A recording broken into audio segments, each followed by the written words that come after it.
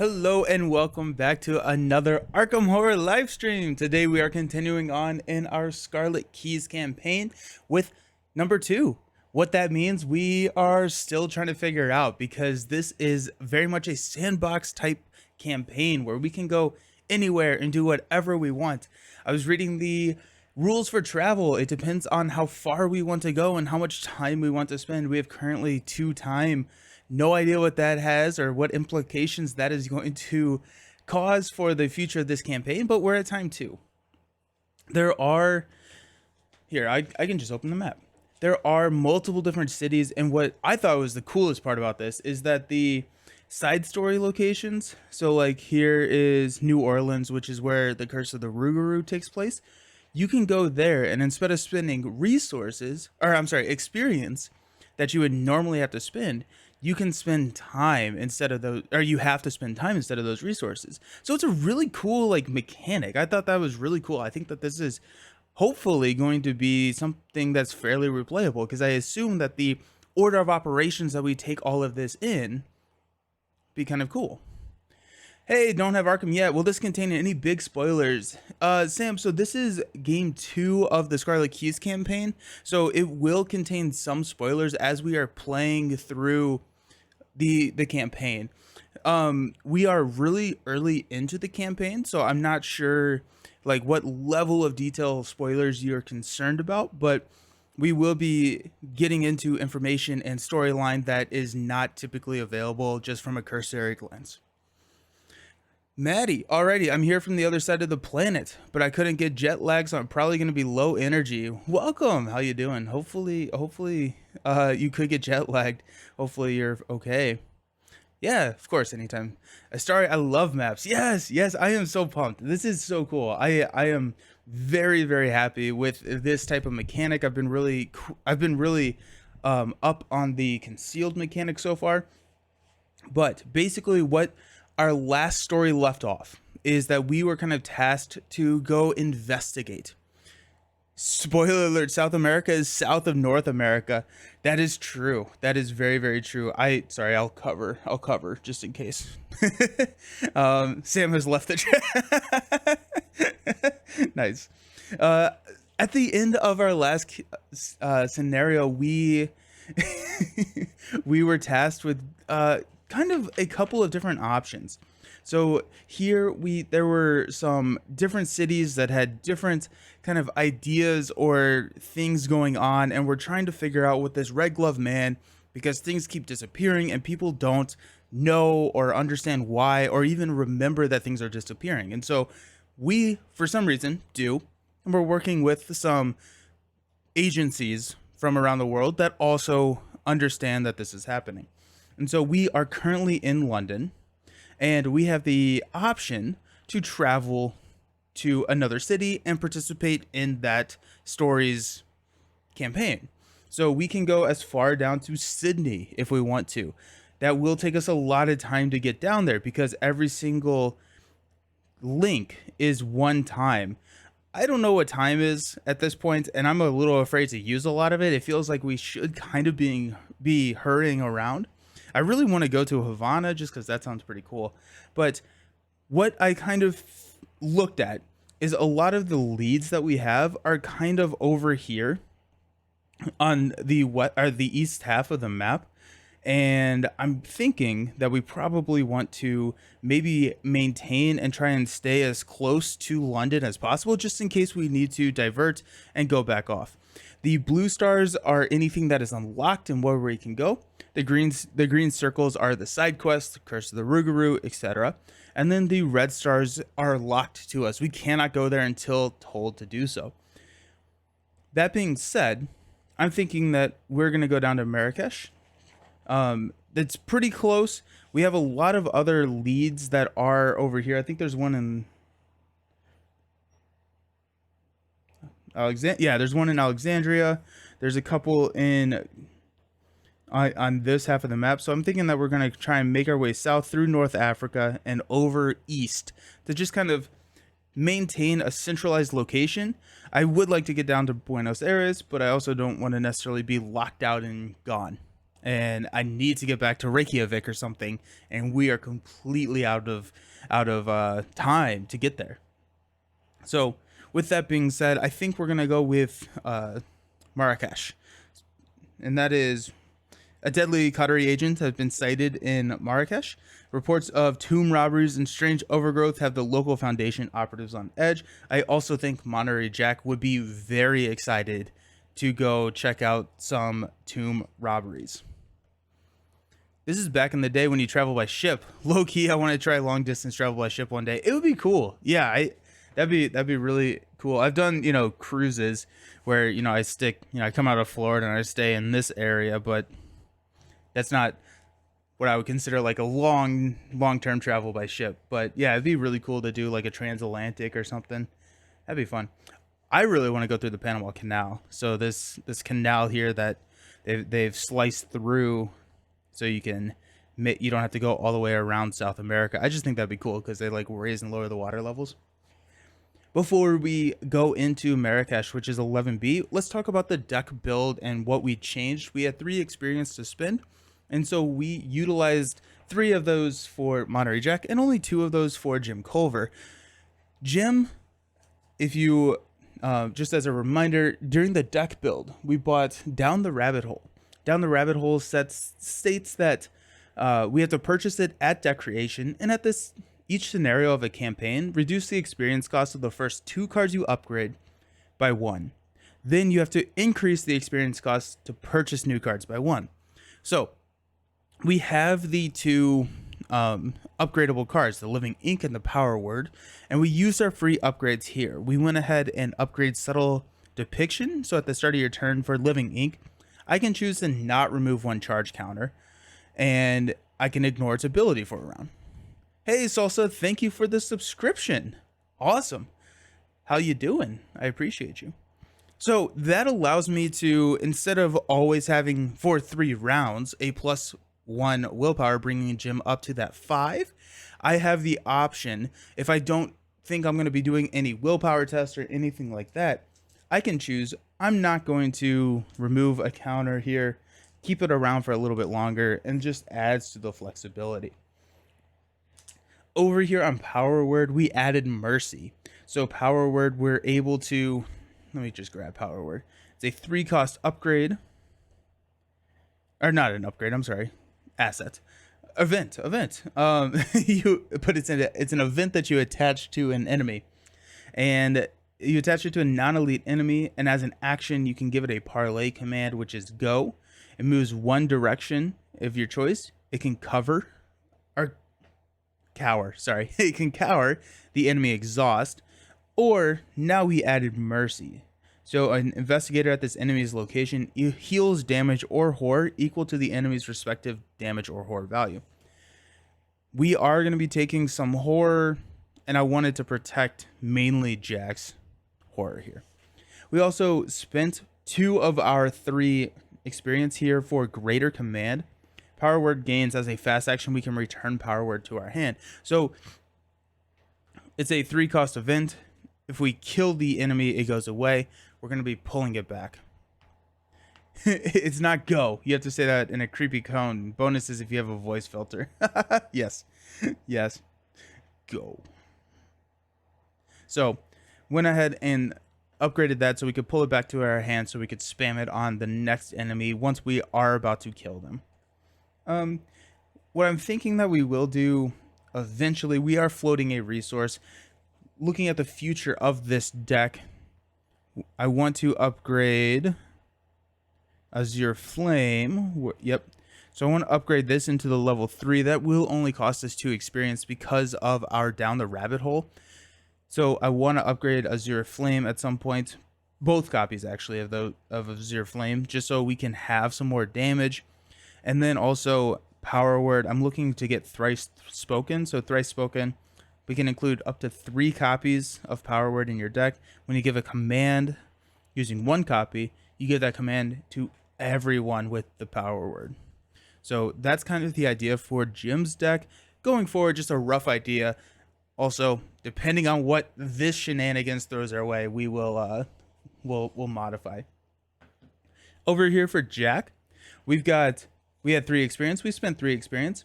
We've got him a brand new pair of hiking boots. Jack and his hiking boots are great because Jack really likes to be moving. There's a limit of 1 footwear per investigator. We're going with 2 of these. We've got 2 copies just for draw consistency. But it does give us a +1 feet or +1 agility, bringing him up to 6. A lot of his abilities revolve around evading, and so getting him that additional feat does help. Then it also has a reaction saying after the last clue is discovered from your location, we can exhaust hiking boots and move to a connecting location with at least 1 clue or to an unrevealed location, allowing him to trigger his ability. And also moving is probably the lamest ability or action in the game. This means that we don't have to take it. And then we've also got Pathfinder. Pathfinder is another 1 XP cost, 3 cost asset. It's a fast action during your turn. If you are not engaged with enemies, exhaust Pathfinder, move to a connecting location. So that's going to give us a lot of movement, saving our actions for investigation. Jack is our main source of clue gathering, and so we do want to at some point upgrade ourselves into something. Jack's in the Pathfinder art card, so on theme. Oh, nice. I don't think I realized that. I need to find that. Yeah, so Jack is our main source of clue gathering. Oh yeah, he is. Look at that. That's awesome. Yeah, nice. And so we do need to at some point figure out an efficient way for him to grab clues. I have found that if we have a seeker, we really want them to be able to get at least or more than 1 clue per action. So per investigate action, if we can have ways to get multiple clues, that really helps with the action efficiency, as well as it makes cards that you're committing to the test a little bit more good, right? So if we have someone that needs, if we're testing at a shroud of 4 and we're testing 6 to 4, we can commit a perception to that, taking us up to 8 to 4. And if we have a way to, discover 2 clues with like a fingerprint kit or something like that, then we have the ability to get more, just increasing that action efficiency. Awesome. Thank you for the follow. I can't read. Gabrielle. Thank you. Hope you're having a good day. Okay, so we are going to go. We are at London. We're going to go down to Monte Carlo, which is 1, and Marrakesh means that we have added 2 time to our time, so we're up to 4. I also have the campaign log. I have created that is updated for the previous game. And so if you type in that command, or if you're watching on YouTube, down below is the campaign log. You can follow along with whatever we're doing there. So I'm keeping track of time there, but I'm also keeping track of it over here just during game. So we have added 2. And now we have to go to 11B. This is, yep, okay. Right there. Okay, so maybe this is what they expected us to go to because it's the next one on the list. Also, I just made this decision, so we are going to be sleeving some cards here. Need to figure out where to put everything. Okay, so file 11B, Dead Heat. You may read this dossier at any time. File 11B, subject class red, real identity unknown, last known location Marrakesh, Morocco. Description, subject 11B, hint after Amaranth, is a woman of European descent, appears to be in early 20s, typically seen wearing a large red flower that partly obscures her face. It's a big flower. Huh. Paradimensional capabilities, powers to redacted and redacted channels, redacted via redacted, redacted to redacted and redacted. Okay, this is dumb. November 23rd, 1923, Arkham, Massachusetts. Agents witness subject healing wounds of redacted member, redacted nearby trees, elevator redacted activity reported on the months following. January 11, 1924, lives in Portugal. Local cell apprehended subject, redacted contact confirmed, 1 cell member immediately deceased. Second victim remains catatonic, subject eluded questioning. Unconfirmed sightings in Marrakesh. Further intel required. Immediate assistance requested. Approach procedure. Subject is incredibly dangerous. Engage only with extreme caution. Physical contact prohibited. More information available in San Francisco office. Alrighty, here we go. So, if time has, or intro, you are jolted awake by the sound of screeching wheels as your train shudders to a stop. Although it's barely morning, and the heat of the sun rises in shimmering waves from the sweltering pavement to veil Marrakesh in otherworldly glimmer. Your head pounds. The city wavers like a mirage in the middle of a Moroccan desert. Check how much time has passed. If fewer than 15 times has passed, proceed to intro 2. So we're at 4. I did not realize it was going to be that big of a jump. Maybe we could be a little bit more liberal with our time. So intro 2. You meet your contact on the rooftop of a small cafe not far from the railway station. The man's boyish frame is offset by his well-kempt gray beard that covers deep laugh lines. You must be with the Foundation. He extends a hand to shake. I am Latif. Please sit. You must be hungry. The table is laden with bowls and dishes heaped with eggs, olives, and rich cheeses, served with flatbread and hot atay. As you eat, Latif spreads a stack of newspaper on the table between you. I don't want to ruin your appetite, my friends, but here is some wicked purpose at work in the city. He points at 3 different headlines. So, mysterious tomb robbery, sudden blight devastates Olive Grove, dozens missing in the media. A warm, pungent breeze wafts over you, rustling the newspaper. Latif whispers conspiratorially. I assume you read the dossier, the one who calls herself Manarath was seen here. I believe she is responsible. Looking over her shoulder, the middle-aged man produces a crisp photo of a beautiful 20-something woman in a black dress, matching gloves, and a gaudy blossom tucked behind her ear. Just last night, I sent my contact to gather any information he could on her whereabouts. He hasn't returned. I fear the worst, Latif says. Looking downcast, but that's not why you're here, I suppose. The commissioner always sends such. He looks at you as confused, considering his words, unique people. Hey.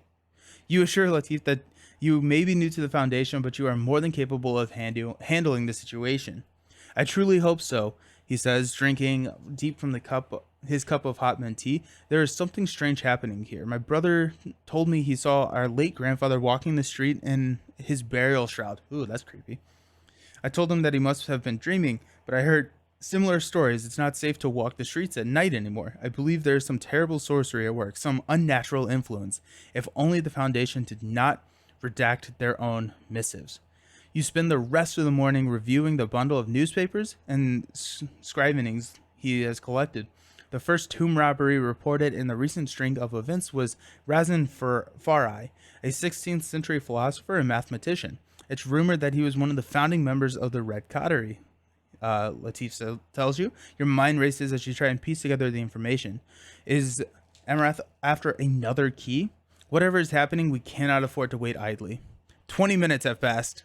Oh, I shouldn't be bantering as much. Proceed to setup. Alrighty, so setup. Gather all the cards from the following encounter sets. Oh my gosh, this is really funny. So this encounter set right here looks like the Lord of the Rings quest that I just played to catch an orc. It's like the exact same symbol. There are some required from the core set, so we will grab those here in a second. But we've got Dead Heat. Throw in Lugash just to mix it. Right? Oh gosh, no, please, no.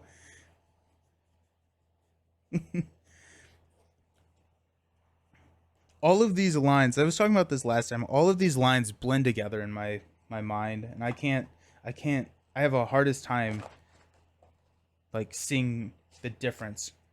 I just really wish that there was a like name on the card or something I could just look at.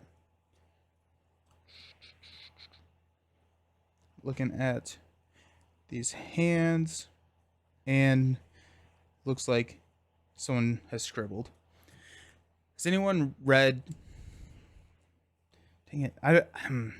No, I have something that I want to say, but it would spoil Stormlight Archive, so I don't want to say anything. Never mind. Never mind. Oh, here are my hands. I ordered my Tesseract dividers, so they should be coming in soon. So that's exciting. We got two right there. Oh, this is cool. Slain civilians. It looks like you get to write on the card. Maybe we'll definitely not be doing that, but looks like there is some modification. I have been playing through Aeons and Legacy, which has been a really cool experience. I've just been playing through like the first Aeons in Legacy. There's one other one out, which I think is Days of Future Past, maybe, and then there's another one coming out that is kickstarting. I think it should be delivered at the end of the month, actually. But it's been really cool. Aeon's End is like the cooperative deck building game. I did not play it on stream. I need to play it on stream. I was talking with my friend. We need to schedule that. But the legacy version has been really cool. The legacy version has been really fun. You get to write and change and modify and grow and build cards. It's a really cool experience. Okay. I forgot to read the location during our last game, and so my goal this game is to read everything and make sure that I'm not missing anything. I'm guessing she gets set out aside.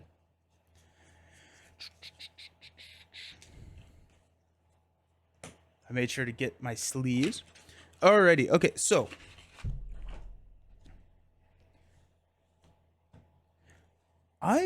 I think that I like this. What I think will be cool is on a replay, not necessarily or not going through the same path, going to Sydney or something first, spending a lot of time, and then working our way back up north, like northwest, just to make it so that we can like see what happens if we're at time 24, and like at these later times maybe they've wreaked more havoc or something. That just seems really cool to me. That's a mechanic that is not necessarily just a linear progression. I think that's pretty neat. Alrighty, and then we need ghouls and striking fear in the base set. So let's go find. I'm gonna leave the stream for just a second. Be right back.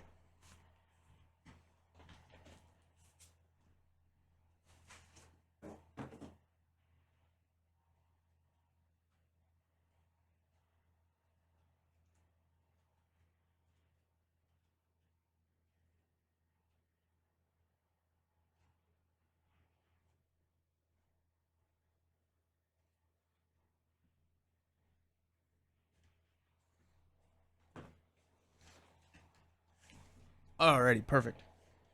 So we've got everything, put all 5 Marrakesh locations into play using only their non-abandoned versions. Set the abandoned versions outside out of play. Here we go. 1, 2, 3, 4, 5.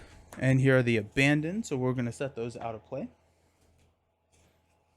The one thing that I wish this campaign booklet had that the other ones did and this one doesn't is a suggested placement of these like locations. I'm not the biggest fan of trying to figure out where all of these go, but like these are connected, this is connected. It's just, I don't know, it's weird. Like this is connected here and here, but not here.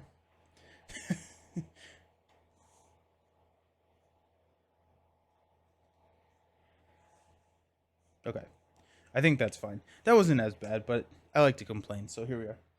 Okay, so these are connected. These are connected. These are connected.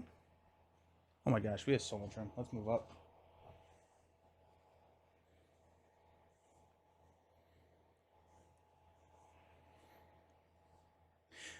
Same off the shore. It would have been so easy to create a map illustration for connections. Yeah, and a lot of them do. Like here.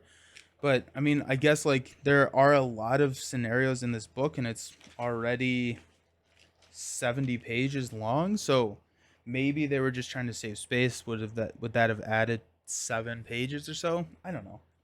But I just I understand why they did it like this, but I will always miss a connection.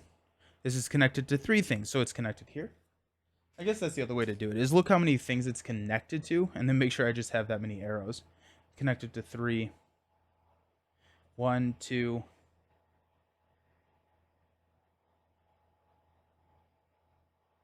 Oh, it's connected. Oh, geez. Spatially, I'm just not good at this. um, guess we can do it like this.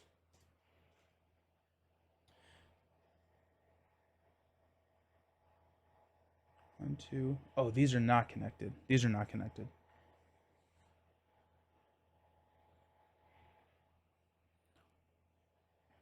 Okay. That'll be fine. That'll be good enough. Whatever. Okay. Each investigator begins play at the rail station. That's where we're at right there. For each location in play, place resources on an equal to 1 more than the number of investigators as civilians. If 10 or fewer time has passed, no change is made. So we're going to place 3. 1 more than the number of investigators. So 3 on each.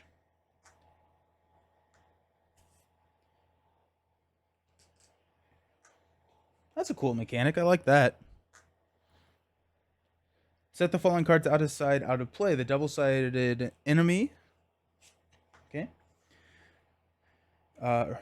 Raisin Fari enemy.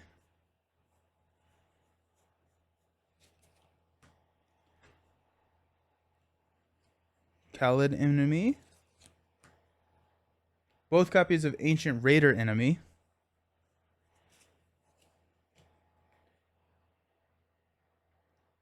The Last Blossom Key and the double-sided Save the Civilians. I think I put the key. Where did I put the key? Oh, it's right there. Alrighty, so those are going outside out of play. And check the campaign log. If fewer than 15 time has passed, no changes made. Shuffle the remaining encounter cards to build the encounter deck. Here we are. You are now ready to begin. Let's go. Sweet. Let's read everything to make sure that we don't miss anything again. I think what I missed last time is that we were like replenishing clues on Rainy London Streaks, and I wonder, I don't know how that would have changed the gameplay at all, but I think it would have. Also, I don't think I've shuffled Jim's deck. I'm really cool to see how the customizable cards evolve. I think that's going to be a cool mechanic to see how Jim's Power Word and Living Ink get better and better. I think next up on the Living Ink, we're going to be going to... Oh yeah, well, what we'll probably do is it'll be nice to be able to play Imbued Ink, to be able to... Or not Imbued Ink, I'm sorry, Shifting Ink, to play it under Jack. And then we can throw Eldritch Ink on here to give plus feat and plus book. And then Vibrancy towards the end gives an additional +1 to everything and -1 to the other skill. So the only skill it would be affecting is the fist, which we don't really have any need for fist, because Jack attacks with his feet and Jim attacks with his head. I did get... Oh, what? Oh, the Paladin sleeves that I had kickstarted. Those confirmed my shipping address, so I think I should be getting those soon. I think for some reason I thought those were later half in the year, so I should be getting those soon. And then somebody just recommended that I try out a different sleeve, which is another matte sleeve. So I'm gonna get a copy of those. I think that will be next. Okay, so I never remember if what we do first in any of these games. It's always different. Like Lord of the Rings, you do player setup first. Or Marvel, you do... No. villain set up first, and it's just like it. I don't remember what it is for Lord or for Arkham. Okay, let's just do this. Gnashing teeth. Everywhere you go, you have this distinct feeling of being followed. Hey, Lucas, how's it going? I'm doing really well. Happy Friday. Welcome. Everywhere you go, you have the distinct feeling of being followed, as though the shadows themselves move of their own accord. In nearby alleyways and back roads, you hear the gnashing of teeth and tearing of meat. The palpable sense of unease only grows stronger as night falls. Each risen enemy and ghoul enemy gains spawn at a random location. I guess if we'll do a random location, we can either roll a dice or draw the set aside location. Then we have Find Amaranth. Strange happenings are afoot. A tomb robbery of an ancient philosopher, rumors of the dead walking in the streets, a string of disappearances. If you can gather information on Amaranth's whereabouts, you may be able to get to the bottom of things. Objective: at the end of the round, investigators at the ritual site location may spend the requisite number of clues as a group to advance. So we need 4 clues to advance, a doom threshold of 8. We have all of these have a forced effect. I think they are all the same. We will confirm that. But it says if this location has no civilians on it, swap it with the set aside abandoned version. Yeah. Okay. All of them have the same. Okay, so yeah, we'll just start again. That'll be fun. We get to play more Arkham Horror, so that'll be cool. That'll be really, really cool. Okay, so we are spawning the ghoul or basically any enemy. Risen enemies. I think that's all of the risen enemies. Only a warm up. Yep, exactly. It was all a dream. It was all a dream. It was a nightmare, just like our train scenario that I was doing with that I played with Meg. So we got 8 rounds effectively to get through there. The enemies are going to be spawning at random locations, meaning that we need to probably go kill them or evade them, get rid of them, because they are going to be killing our civilians. We need 4 clues at a ritual site. I don't know where the ritual sites are.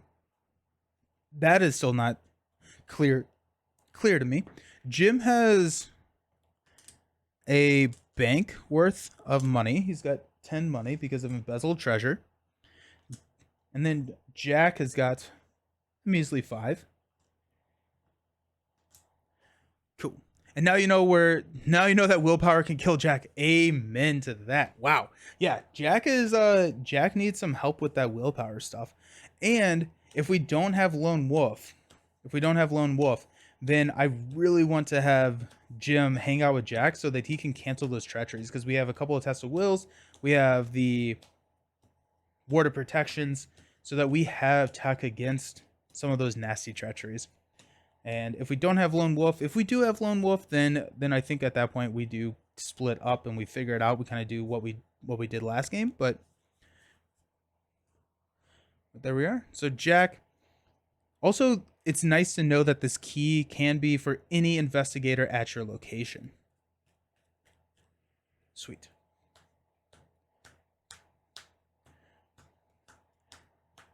You got 10. We are at the railway station. Let's go ahead and pass out, put civilians on all of these locations.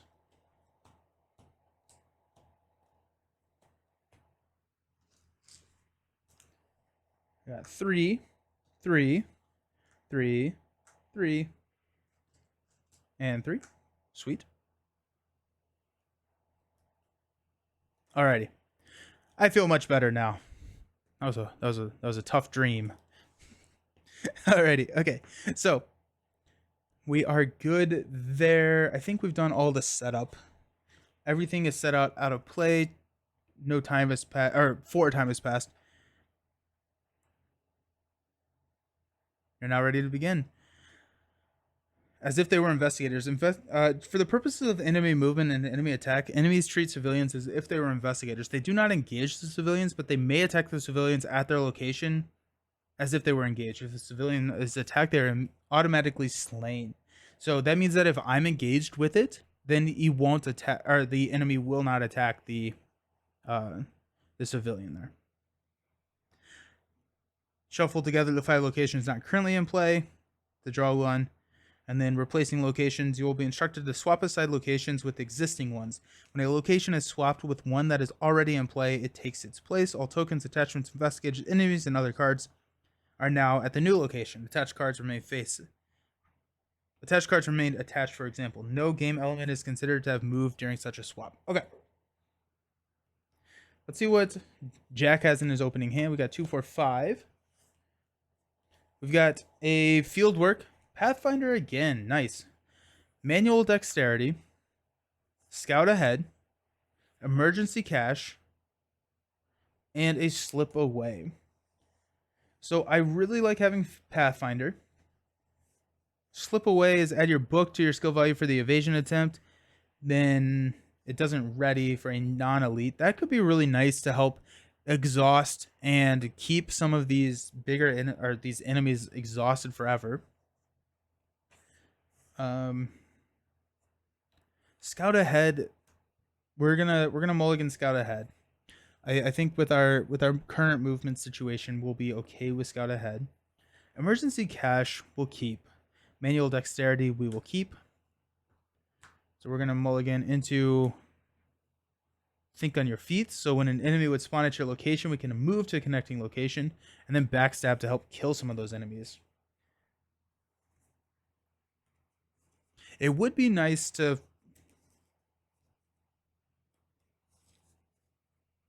Yeah,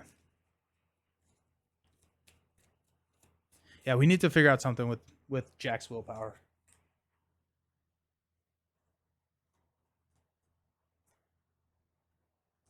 Okay, Jim has got not that.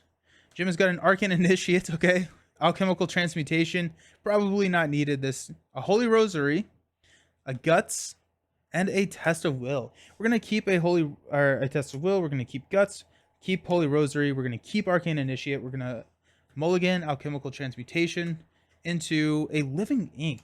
Excellent pull for Jim. Okay, yeah, that's good. That's pretty good. Okay, put these over here on our stand. Good hand for Jim. Yeah. Because we can drop Arcane to go find some more stuff. Holy Rosary bumps us up. Test of Will is going to be a lifesaver, and Living Ink will sit here and can give us all the way up to a 6 to start out the game, which is pretty nice. I'm very happy with what we pulled for Jim. We do want to hang out together.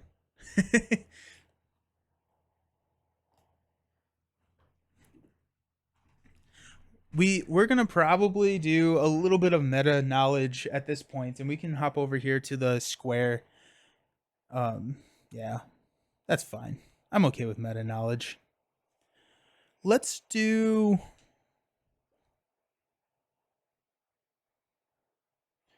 with Jim first.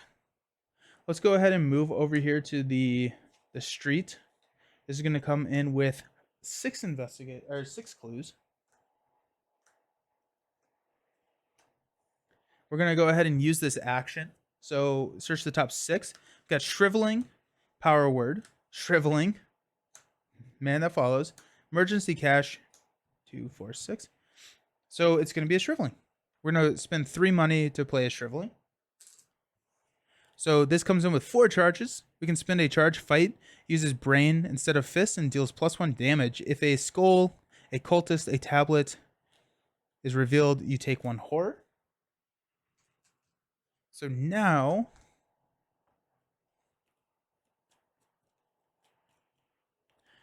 that's pretty sweet. So we got 1, 2.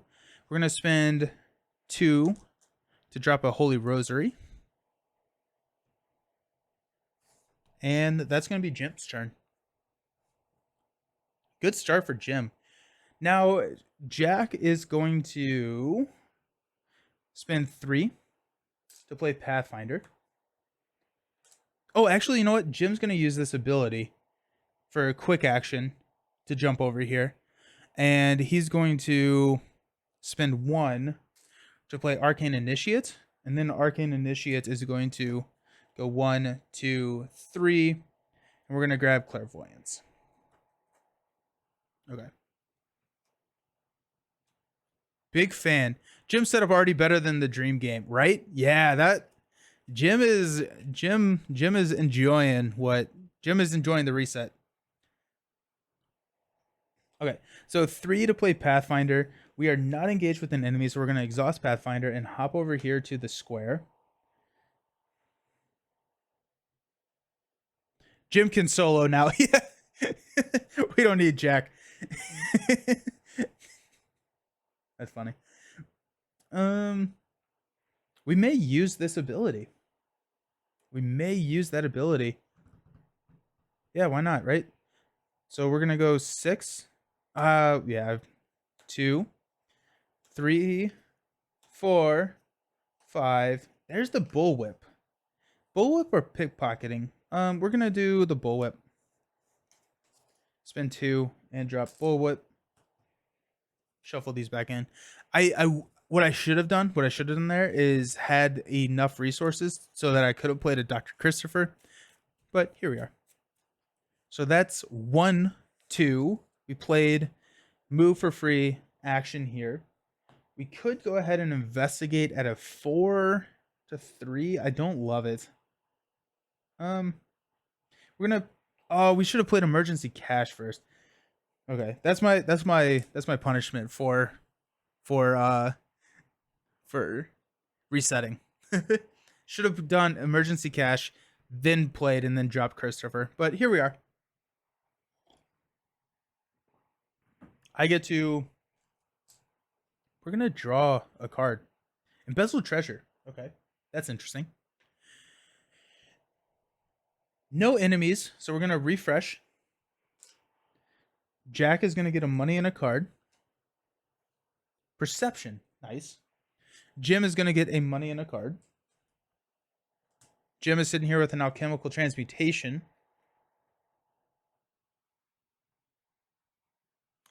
And top of the round. Also, we need a doom here on the initiate. We're going to place 1. Jack is going to draw a test brain 3. For each point you fail by, take 1 horror. Is this worth canceling?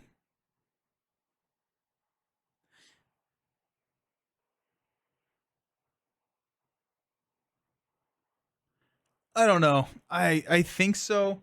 The horror can be healed.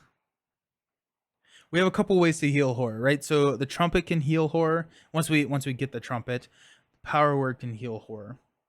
We don't have either of those, and I feel like we will take a 3. So let's go ahead and spend 1 resource to play a test of will. Investigate at your location draws a non-weakness treachery card. Test brain 3. If you succeed, cancel that card's revelation effect. So we're going to test brain 3. We are at a 5. Probably should be fine. Let's just go guts here to go up to a 7. We got a skull. Skull is -0 right now. So we are good. So we get to draw a card into another shriveling. Okay, so we cancel that card's revelation. Then Jim gets to Ravenous Ghoul. Prey lowest remaining health. This is a ghoul, so it spawns at a random location. And we need to go kill this thing or evade it, get rid of it, because it's going to be killing our civilians. It's at 2, so that's at the tanneries. Sweet, okay. Cool. So I think Jack is going to go up here and bullwhip this thing and try and... We'll deal 1 damage and exhaust it. And that way... Yeah, and that way it won't kill any of the things. And then next turn we can use the bullwhip to deal the +1 damage. Or we have backstab that could just straight up kill it. I think I would rather use my money elsewhere. And then what is Jim doing? Jim could kill it too, but probably not in 1 turn. So I think I would rather have Jack go ahead and exhaust it, and then we can have Jim do something else. What that something else is, I do not know. Okay, let's have Jack go first. We're going to use Pathfinder to move up to...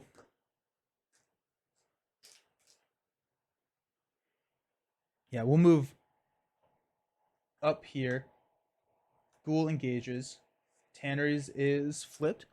Choose a risen enemy from the encounter discard pile and spawn it engaged with you. Place clues on Tanneries equal to that enemy's health.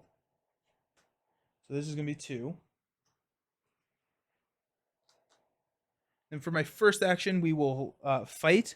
This attack uses feet instead of fist. If this attack succeeds, you can exhaust Bullwhip to either evade or deal a +1 damage. Actually, you know what? What we're probably going to do is we can fight. We don't have to evade because we can always use this fight. And the cost to fight is not to exhaust. So we can always fight with our feet now. This is a really good card. I did not realize that. For some reason, I thought it was a once per round. But we can use this. We can fight. We can deal damage. Then we can fight and then exhaust and deal +2. It's pretty good. Let's do that. So let's go ahead and fight. He's at a 3. We're testing a 5.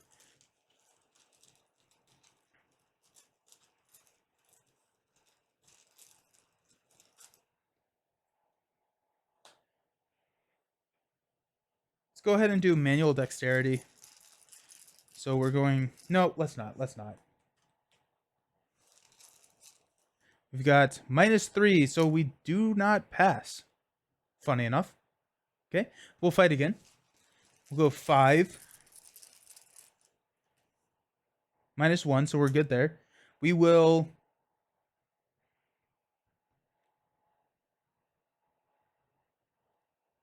We'll deal with damage. Then we'll fight again. This time we'll use manual dexterity, so we'll go 7 to 3. Go, Indiana Jones. Go. A tablet, -1, and we have to slay or take a damage. We'll take the damage instead of slaying. We are successful. We will exhaust the Bullwhip to deal 2 damage. And that's going to kill the ghoul. Sound of a crack whip. Yes. I need sound effects.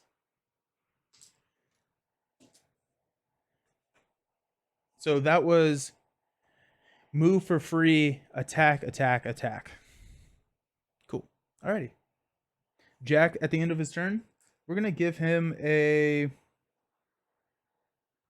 Better yet, we needed the Indy theme. Yes, that'd be awesome. We get taken down so fast, it'd be great. Money or a card? Let's go card. Nimble. So now we can move. Okay, Jim's turn over here. Jim gets to do some stuff, I guess. Let's go Arcane Initiate. Why not? We'll exhaust and look at the top 3. We got Test of Will, Power Word, and Final Rhapsody. We're going to go with the Power Word. Big fan of Power Word here because Power Word can just... We can just tell the enemy to exhaust.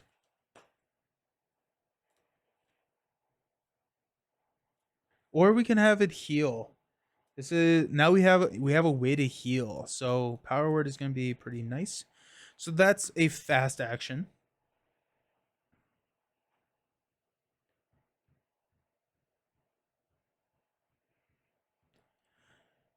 We're going to go ahead and spend 4 resources to play Clairvoyance for my first action. Second action, we're going to drop a Living Ink.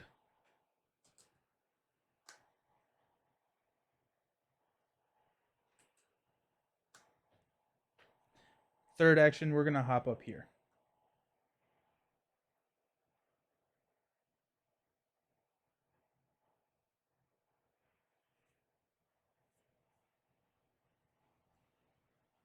Now I kind of need alchemical transmutation. Yeah, 1, 2, 3. Okay. Jim doesn't have anything to do on the end of his turn. We have no enemies because we have Indiana Jones over here. So sweet. Indiana Jones is going to go ahead and draw a card and get a resource. His card is Eureka. Nice. And then Jim is going to get a resource and draw a card, which is another Arcane Initiate. We have to unexhaust all of this good stuff. And we are going to be rocking and rolling into our next round. We got 1. Jim's card is going to be Compulsion. So put compulsion into play. When your turn begins, reveal a random chaos token from the bag. If it's one of the bad symbols, you have to spend 2 actions to discard compulsion. Then Gems is bound in red. So if there are no Coterie enemies in play, this gains Surge. Test Brain 3. For each point you fail by, take 1 horror. Jim loves it. So we are at 6-3. Too easy. Mystic cards are expensive. Yeah, they are. They really are. 6-3. Auto fail. We take 3 horror. That's a tough look. Bummer for Jim. Yikes. And we'll move on to our... Yeah. The game is punishing me. It's fine. Okay, so on our turn, we will have Jim go first. I think Jim is going to be the one searching over here. You can put 1 horror on the rosary if you needed to. Actually, I'm going to put one on the initiate, because the initiate's kind of done what it needs to do. And then I can put 1 on... Yeah, we'll put 1 on the rosary as well. Why not, right? Yeah, good call. I don't know. Yeah. I need to play more Arkham. I feel like the flow of the game for like Lord of the Rings and Marvel, I understand it because I've played 200 to 400 games of each one of those. Arkham, I'm sitting at like probably 50 games, and there's just a lot of interactions and timing that you learn whenever you're playing these LCGs that I just don't see as well as I would like to. But so I heal 1 more horror over here. So I need to play more Arkham, y'all. I need to play more Arkham. Let's have Jim go first, because I don't think there's any reason to not have Jim go first. We are not going to remove a counter from Living Ink. We get to choose with Subtle Depiction. We are sitting at a 5, meaning that we can investigate here at the Tanneries at a 5-2. So I don't feel like we really need the additional benefits from Living Ink. So we'll go ahead and do that. We're going to spend a charge. We will investigate with Clairvoyance. And we're testing 5-3. We got a -1. We are successful. If we did a +1, star, or 0, we would take 1 horror. We don't. So we succeed. We discover 2 clues. Boom, boom. We could pull a enemy back out to get more clues. I don't think that's needed. Also, Arkham, you can always choose. Yeah. Unless it's direct damage. Yeah, it's just like, for some reason, that just never crossed my brain. Like, I was just like, okay, we'll just take the damage. Like, it's not a misunderstanding of the rules. It's a misunderstanding of the gameplay. The strategic gameplay and the decisions. Yeah. Okay, so I need to figure out how to get these ritual sites. I'm gonna take a peek just to. I don't know. At the end of the round, investigators at a ritual site location may spend the requisite number of clues to advance.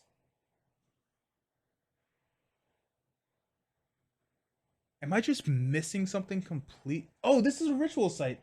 I am missing something completely. It's the Palace Gardens. Okay, so that's a ritual site right there. So we can spend our clues over there in order to... Okay, sweet. This is actually not... We don't know what that is. Shh, don't tell anyone. Okay. Okay, so Jim has taken 1 action. I guess there's no reason to not initiate this thing. Oh, we got a Storm of Spirits, an Unexpected Courage, and a Granny. We're going to go ahead and grab the Storm of Spirits. Arcane Initiate's a really good card.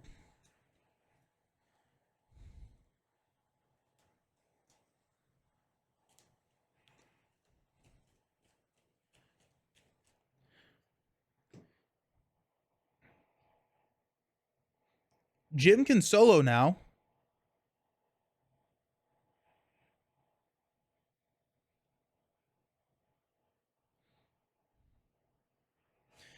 We're going to hop over here to the Palace Gardens. After you rescue a civilian on Palace Gardens, heal 1 damage or no horror. Okay, I do you rescue civilians? I assume that there are going to be a game mechanics that I have not yet seen that allow me to rescue civilians.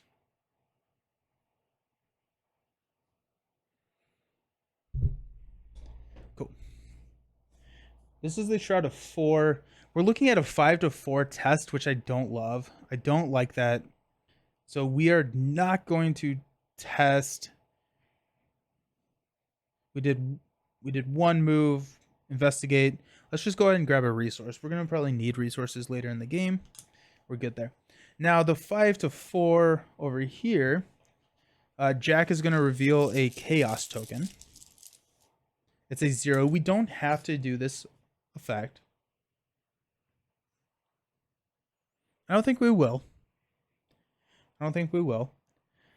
Let's do a...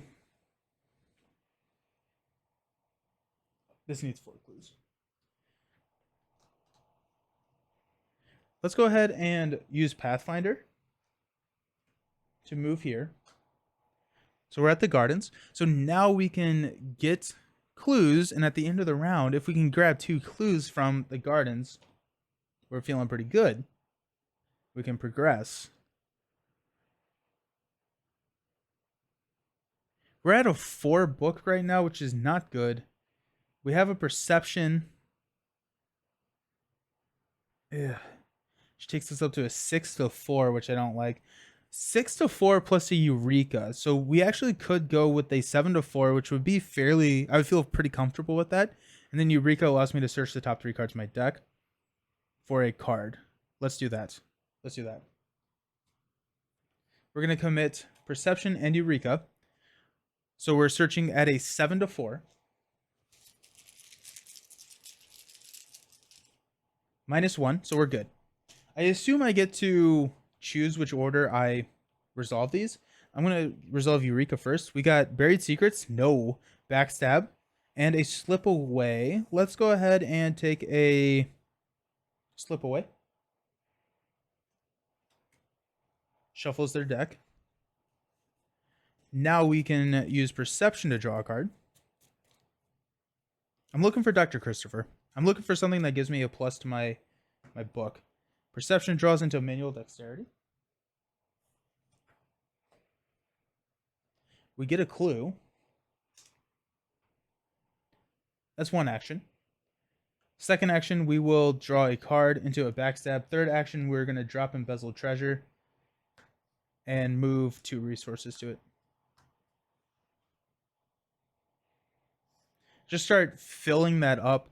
Jack can get a lot of resources, and so if I can funnel them to Embezzled Treasure so that Jim can have this well of a start next game, we're going to do that. At the end of his turn, we get to either choose to draw a card. We have 2, 4, 6. Draw a card or get a resource. We're going to draw a card, which is Buried Secrets. If your location can be investigated, you cannot move except by scenario card effects. Investigate, and we can get rid of Buried Secrets instead. Okay, cool. Well, that's great. At the end of the round, we have no enemies, so we're going to skip that phase. We're going to unexhaust. We're going to pass out some money. So Jack gets some money, and we've got, oh, geez, Chronophobia. At the end of your turn, take 1 Direct Horror and 2 actions to get rid of that. Okay, so Jack has some stuff to deal with over here. Jim's going to grab a resource. But the one good thing about having both of these out now is that I feel a lot more comfortable drawing cards with his ability. Because we know that we're depleted of weaknesses in our deck. We can use his ability to draw cards rather than get resources. And once we have a Dr. Christopher on the table, resource generation for Jack is going to be fine. Jim's card is going to be a Living Ink. Alrighty. Yeah, we need to drop Living Ink over, or we need to get the Shifting Ink so we can drop Living Ink over on Jack as well. How are there ways? It's good now that they will not bother you anymore. Those weaknesses. Yeah, very good, very good. Are there ways to increase your number of arcane slots in Arkham Horror? Because, like, it would be nice to be able to get Imbued Ink. but I don't want to have it take up a arcane slot unless I can increase that. There are, okay. How? The reason that I would like Imbued Ink is, one, the extra charges are good. I don't think it's necessary whatsoever, but it would be great to have Imbued Ink over here because Jack is never going to have an arcane. Dragon Pull increase. Okay. Dragon Pull takes up a hand slot and gives you +1, right? But it would be a card that we would have to add to the deck, and then we'd have to draw into it. That may be worth it. I think I would rather mess with other upgrades on Living Ink first. Got one. And it's not a permanent, right?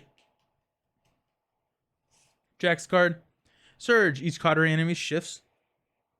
Surges into Rotting Remains. Test Brain 3. For each point you fail by, take 1 horror. Okay, cool. Cool.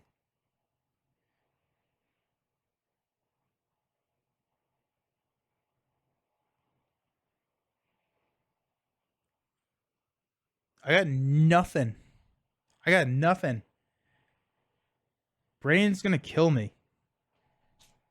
We're testing 1 to 3. -1. We take 3 horror.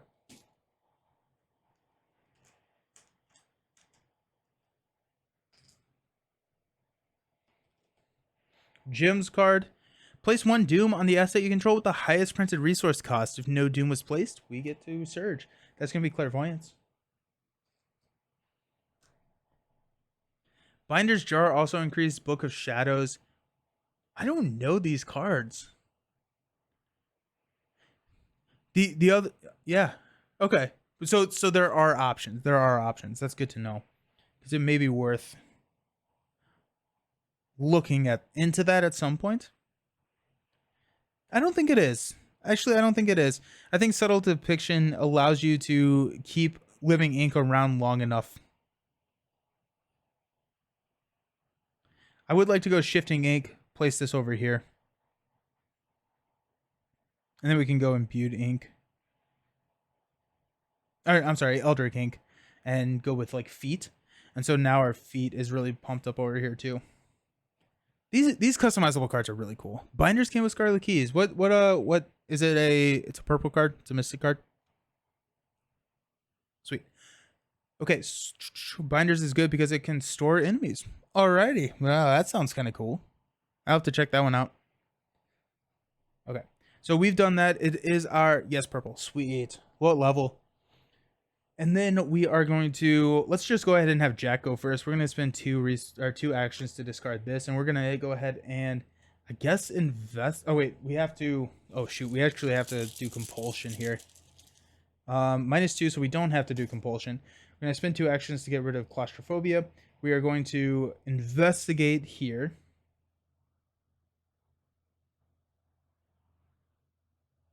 So we're going 4 to 4. I hate that. Oh my gosh.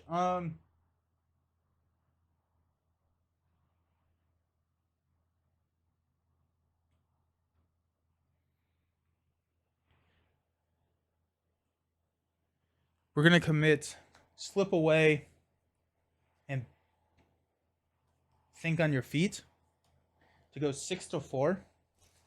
Binders is level 1, Books is level 3. Okay, but it's an accessory, so it would take up Rosary. That would be tough. 6 to 3. So we can take a damage or kill. We're going to take a damage. We are successful, so we get to discard Buried Secrets. Thank goodness. Jeez.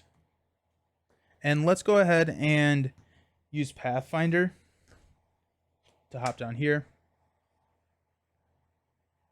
I may use the quick action here to hop over to the tombs. Okay, I'm feeling the jet lag now. I might have to leave soon. Have fun. Alrighty, have a good one. See ya. It's a Charisma for accessory. Okay. Okay. Yeah, let's go ahead and use the ability to hop over here so that we can trigger both of his reactions. This comes in with 6. Shroud of 4 because it's +1 for every. It's +1 for every civilian on it, so it's a Shroud of 4. That's fine. We are out of actions, but it does put us 2 away, so we get a money and a card draw. So we're going to go ahead and grab the money, and we are going to draw into Scout Ahead. Alrighty, nice.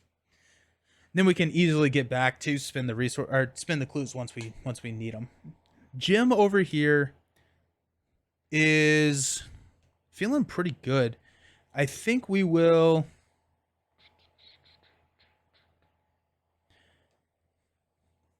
We could go Living Ink, investigate a 6-4, and grab 2 clues. And honestly, Jim could move us along first.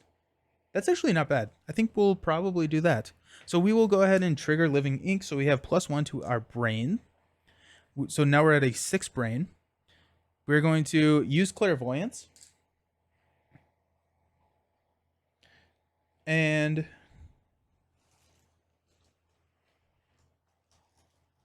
(6-4). Let's go ahead and commit a Arcane Initiate. 7-4.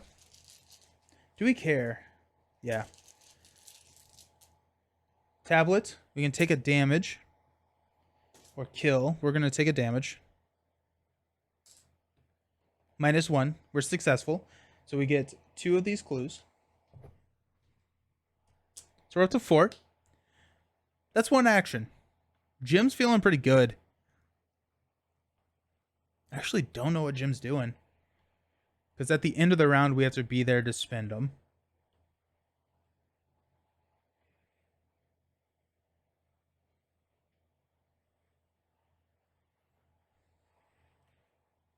I don't know what Jim's doing. We're going to draw a card.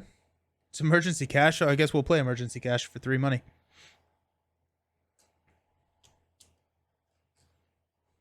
Cool. That's Jim's turn. No enemies in play, so we're going to go ahead and unexhaust. Jack is going to get to draw into a lone wolf. There we go. Now we can start getting some even more. Oh, wait. Jack's also going to move 2 over there for a quick action. Jim's going to get a money. And draw a card into another copy of Power Word. Sweet. Top of the round, we're going to add a Doom. We're at 6 out of 8. So we may want to look at killing off Clairvoyance probably, or Arcane Initiate. We could play over Clairvoyance, I guess, technically. But I would like to use that charge to get rid of it. Hey, Dr. Nate, how is it going? Happy Friday. Welcome. And we are on to Jack resolving a Frozen in Fear, of course, because of course. So at the end of your turn, test brain 3, discard Frozen in Fear. The first time you perform one of the following actions: move, fight, evade. It costs 1 additional action. Where are you on the map? I am Marrakesh. And Jack is Frozen in Fear, which is absolutely awful. Big, big bad. Ouch. Not good. Jim is going to get a Thrall. Thrall is going to be spawned at a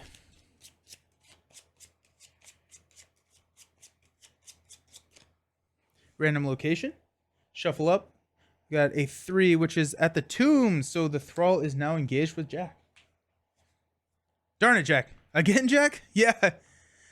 Is it another FFG game? It is, yes. So this is Arkham Horror, the card game. It has been out since about 2018. It's a story-based game, campaign-based game, where you take investigators through a series of stories where you get to level up your deck and improve your characteristics throughout each time you get to play, or each game. So based on how well you do, it has branching outcomes. It's a really cool campaign-style game that takes place probably over around like 6 to 10 games.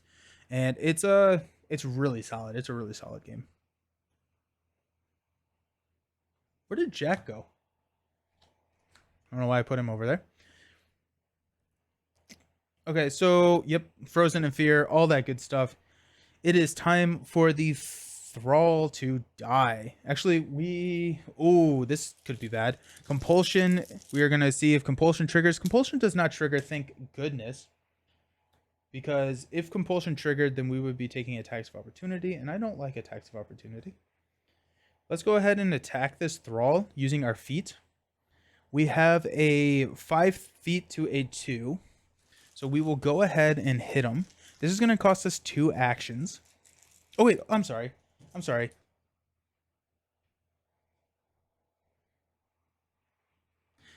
Okay. I forgot to do this.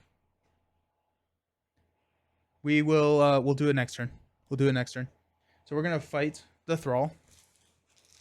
So 5 to 2. Got a Skull. Skull is -1 for every civilian slain. We have 0 civilians slain. We will exhaust our trusty Bullwhip to deal 2 damage to kill the Thrall. I hope it was yours, video about beating Zola in 3 turns. Yeah, it was. Yeah, that was awesome. It encouraged me to try Red Skull campaign again. Nice. Yeah. Wolverine is so fast. That rush strategy. Actually, I just put out a video an hour and 10 minutes ago is when it got published, talking about aggression archetypes and Marvel Champions. The 5th archetype I talk about in that video is Rush, and it gives you a couple other heroes to try that Rush strategy with to try and just win consistently. And then I linked a video from Brant who wins, I think, Red Skull in 15 turns. I think it's a 15 turn win. So cool stuff. It's a fun play style. Let's go ahead and use Pathfinder to move here. We're going to use the free action to move up, so we get the double reward. We're going to go 1,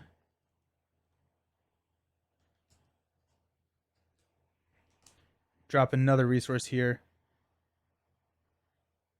So we have 6 resources, so we can just fix this here. So Embezzled Treasure is going to be good stuff for Jim next turn. We got one more action. The one last action that I think we are going to do is... And yeah, the last action.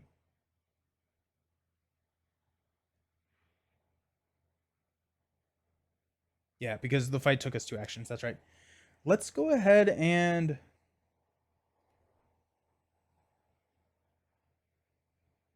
We'll use 1 resource to drop a Lone Wolf.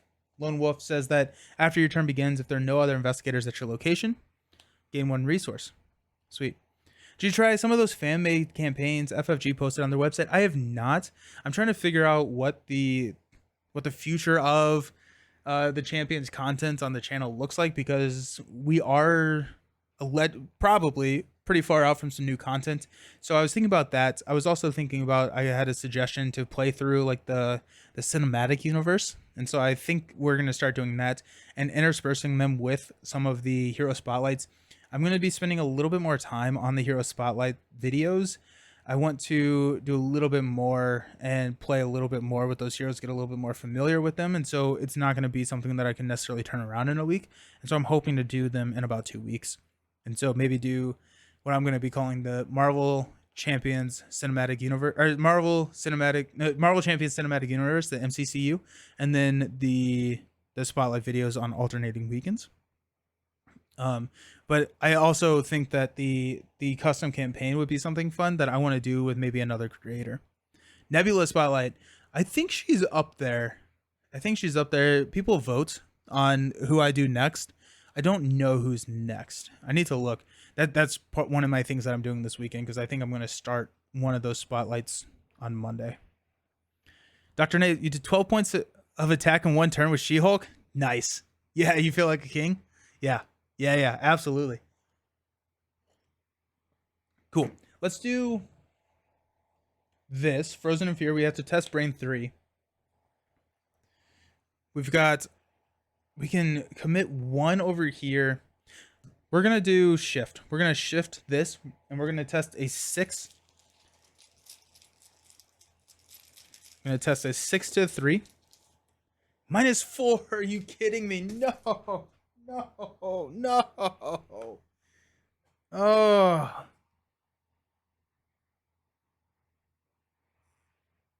That's bad. That is not good. That is not good at all. Oh, geez. Wow. Who put those money right? Why would they do that? That's awful. We're at 6 out of 8 over here.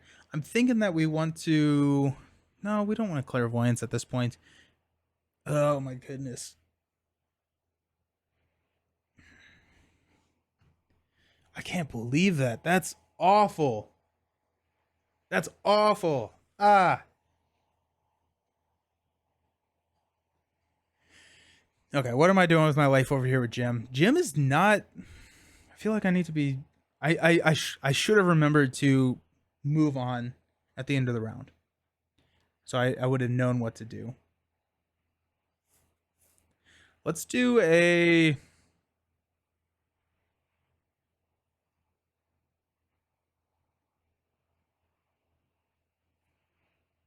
Let's draw the top card of the encounter deck and try and shift this back over. Okay, so it's a ghoul minion. This allows me to take care of the ghoul. I need to check and see if shift is an action, actually.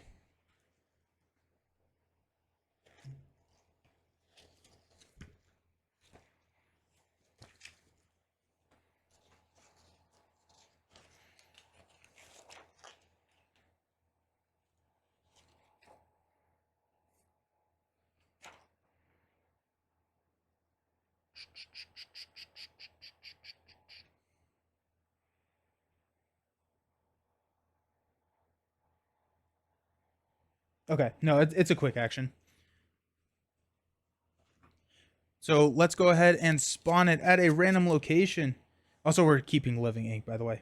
Or we're doing this. 6. That's a reroll. 6 is a reroll. 4. 1, 2, 3, 4. We're at the tanneries. Sweet. Okay. Great. So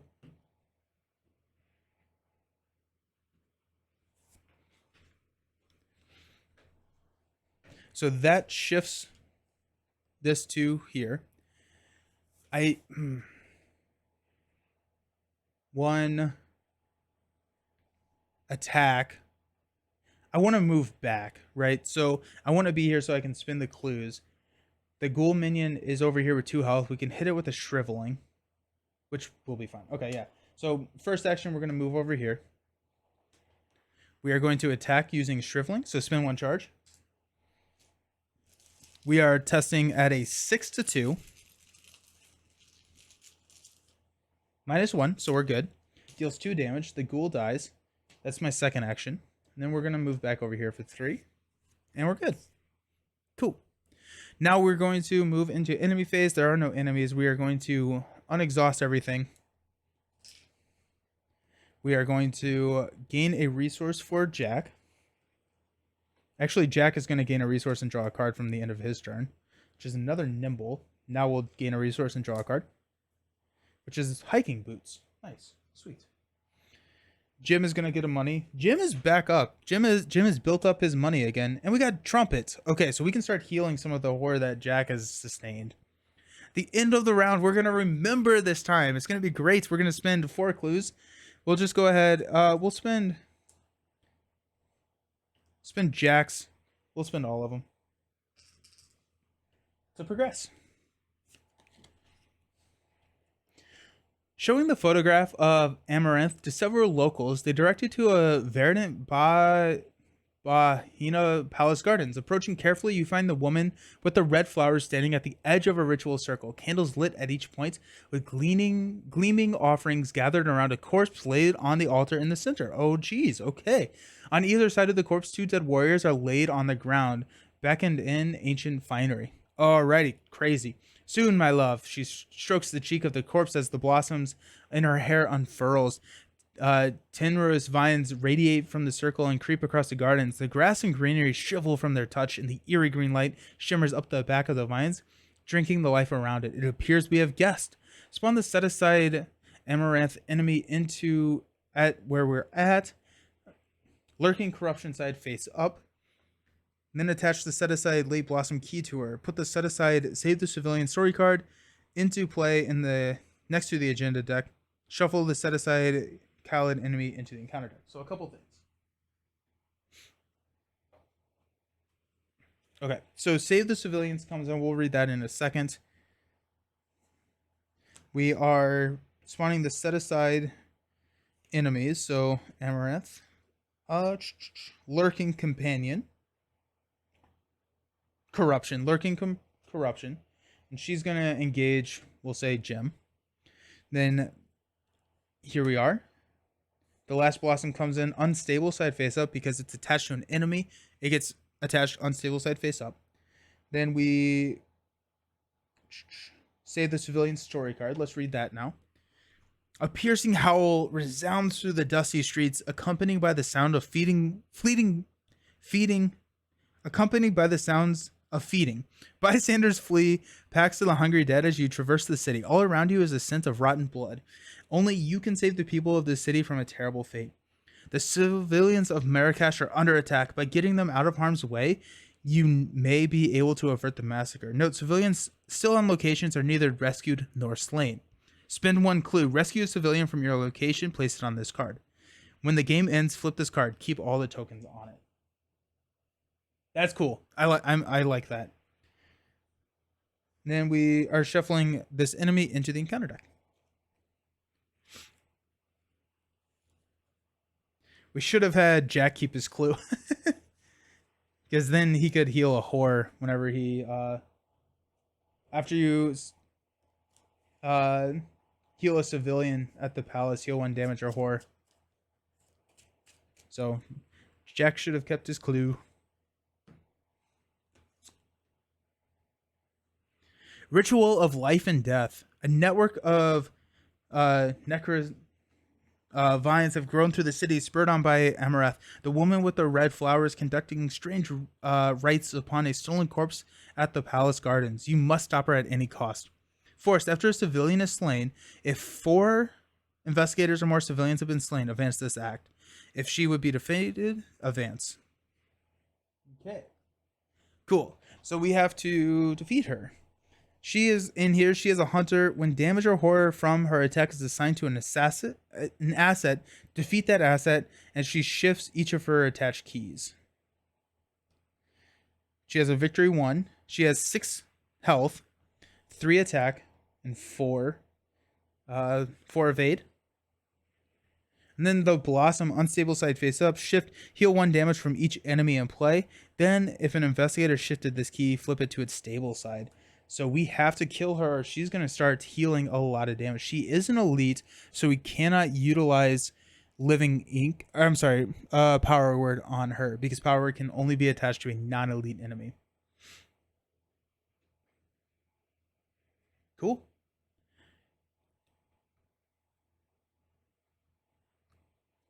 Cool. That's fun. Top of the round, we're going to place a Doom. So we are at 7 out of 8. So 5, 6, 7. Jack, Frozen in Fear. How does 2 of these... How does 2 Frozen in Fears interact with each other? Is it the first 2 actions are an additional action? No, it's 3 actions to do 1 action.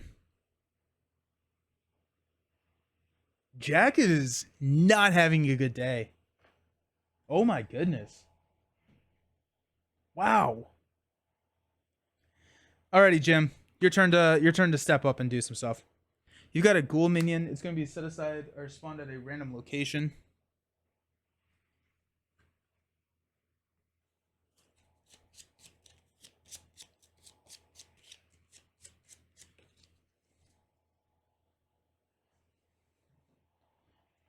At the tombs. Here we are.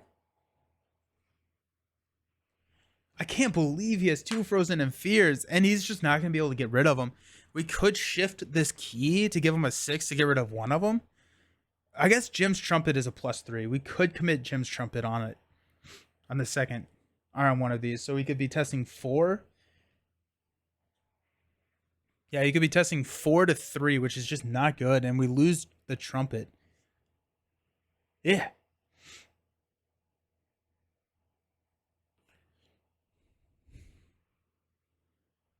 Okay. It is our turn. Living Ink We are going to...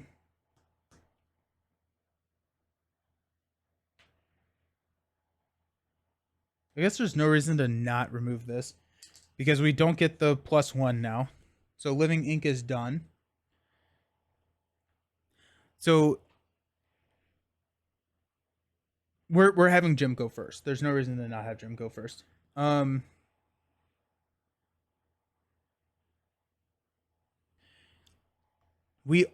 She has 6 health. Shriveling can hit her twice or 3 times. Shriveling hitting her 3 times kills her. We are currently at a 5-3, which is pretty good. I think we're just gonna go face and go 3 attacks.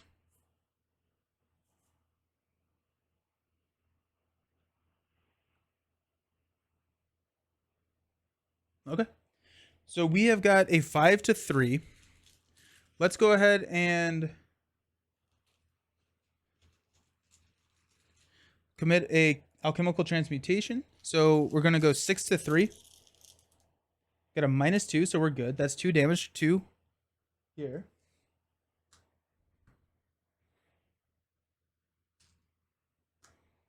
We're gonna do it again.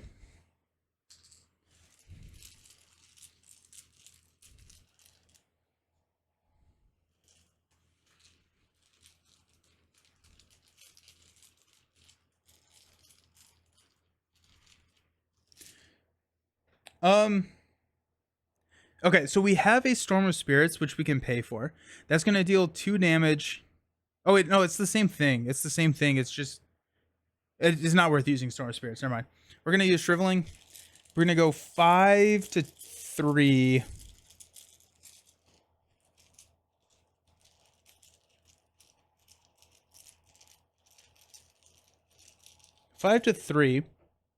We could go 6. Let's go 5-3. Let's do 5-3. We've got a tablet. So it's a -1. We can take a damage or kill someone. We're going to take a damage. And deal 2. We're going to use our last fight here. We're 5-3. At this point, let's go ahead and use Storm to go 6-3. And we've got a +1. We are good. That kills Amaranth. Victory 1. Let's go. She would be defeated. Advance.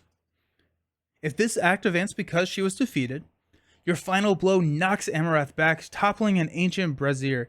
As hungry flames consume the remnants of the ritual and the corpses, she screeches in anguish. Do you have any idea what you've done? Raisin, my love. Flip her to her corruption revealed side, keeping all the tokens and attachments on her, and move her to a random location with no investigators. Shuffle both copies of the set-aside Ancient Raider enemy into the encounter set. Okay.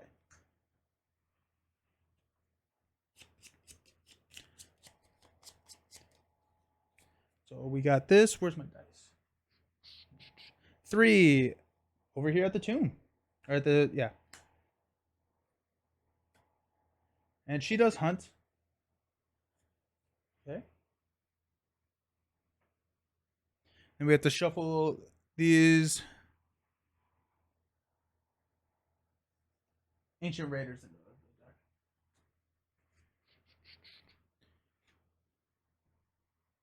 There they are. Okay.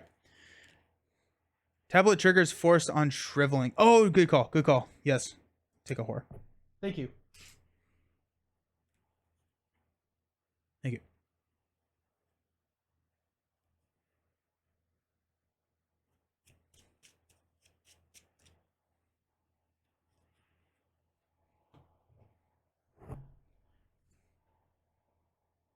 Okay.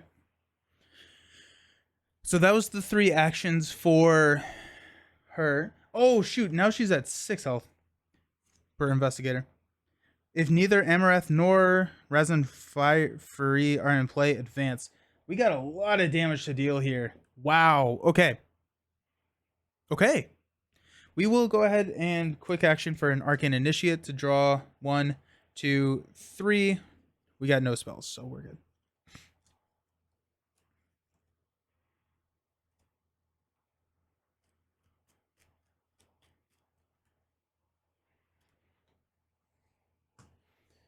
Okay.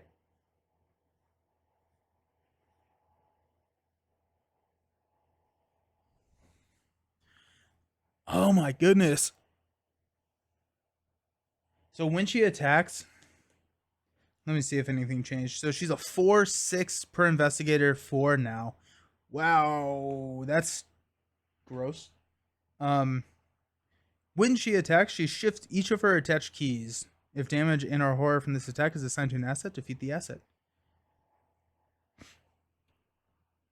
Alrighty. Jim's turn. We're gonna reveal a random token. Got a -1, so we don't have to do compulsion. I think we will. I think we will go ahead and use compulsion. We'll go ahead and spend the 2 actions for compulsion, and then we'll play hiking boots, and then we'll just test. So we'll spend the 2 actions to discard compulsion. We'll spend 2 money to play hiking boots. So you get +1 feats after the last clue is discovered from your location. Exhaust hiking boots. And move to a location.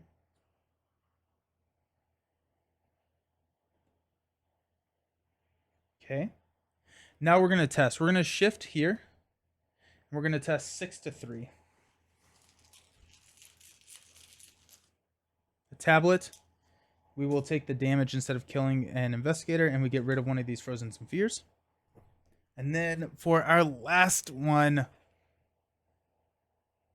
oh, we're advancing the agenda. I didn't think about that. That's less good. It's actually kind of a bummer. Okay. For our last one, we could go with Jim's Trumpet. We go Jim's Trumpet. We're testing a 4 to a 3.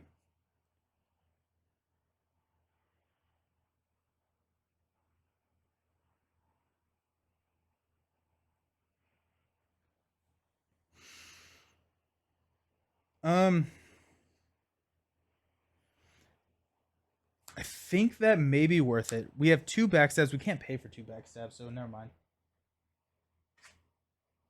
So let's. This is tough. We could go 1 to 3 and lose. Go 4 to 3 and probably still lose.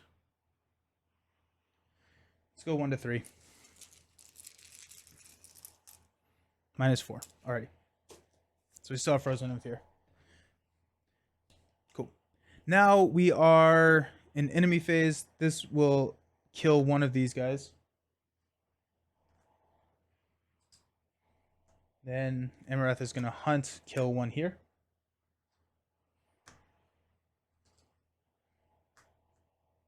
So we have 2 slain.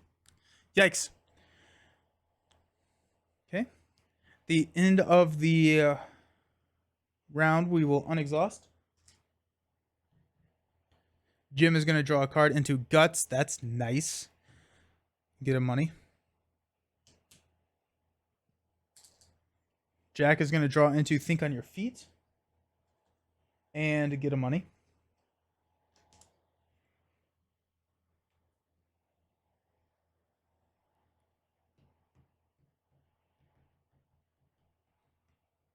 Alrighty.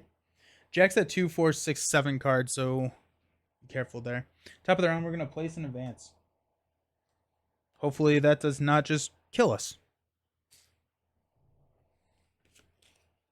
As night falls, your sense of being followed only grows. Turning around, you see a trio full of tall, lanky figures moving slowly.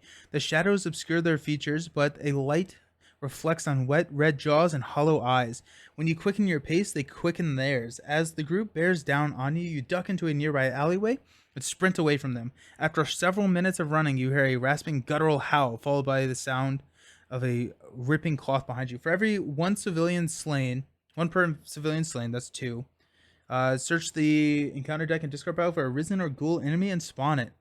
Each investigator decides to heal 2 horror from each elite enemy in play, or 1 civilian at your location is slain. So we have to kill 2 of these civilians because we cannot heal any horror. Ouch. But only 1.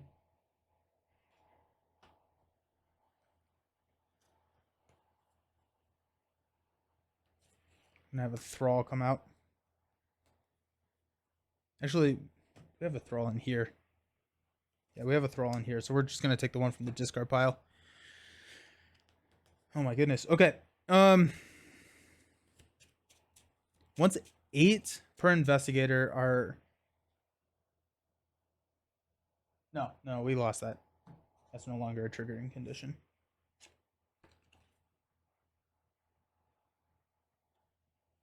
Okay, so the thrall is going to be spawned at the gardens. Alrighty, so that's going to be engaged with. We're going to put it engaged with Jack. Each resident enemy spawns at a random location. We got 7 before we progress. So we got 7 rounds to kill. There. Okay. Alrighty. That was just placing. So Jack is going to draw a cornered. Test Fist 3 if you fail to take 1 civilian at your location is slain, or take 1 damage for each point you failed by. So we're testing Fist 3. We've got 2. Jack is not having a good day. +1, we win. Ha! Let's go. Jim's card is going to be, you cannot play assets or events. That hurts so bad. That hurts so bad, and we have no way to cancel it because we cannot play another copy of Shriveling. No. That's not good. That's really bad. That's really, really, really bad. Okay.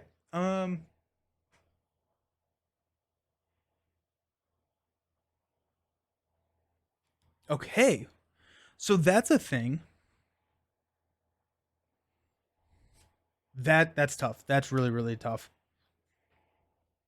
So we have to.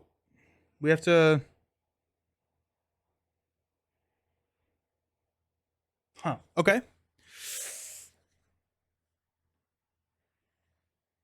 Okay. So let's look at damage for Amareth here.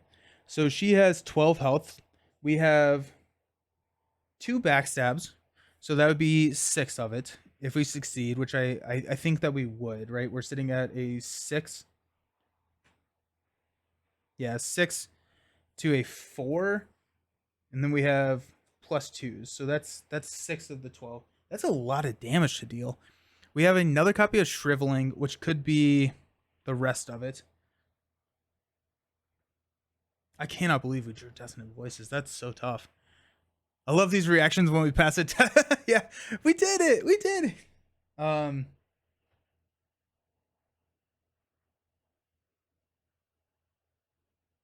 Okay. So I think we need to leave here because I cannot be hunted by Amareth. We need to leave. We need to buy a time for Jim to get rid of Dissonant Voices so that he can play Shriveling and a Living Ink. Because I can't, he can't not.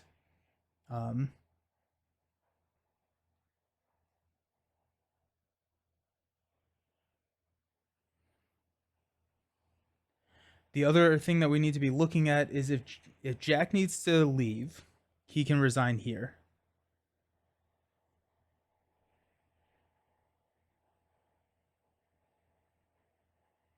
Okay. Let's have Jack. I don't know. We got a lot of stuff that we got to do. Let's have Jim go first just so Jack can trigger this lone wolf. He can fight and then move.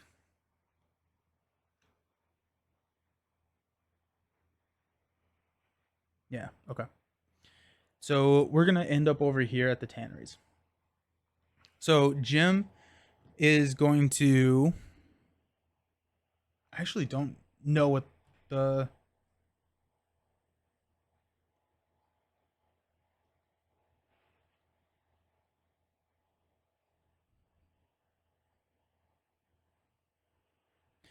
Jim could play Power Word on this Thrall. And we could start healing. But I would much rather play Power Word on Ghoul so that we could heal. Go 1, 2, 3. That's not enough movement.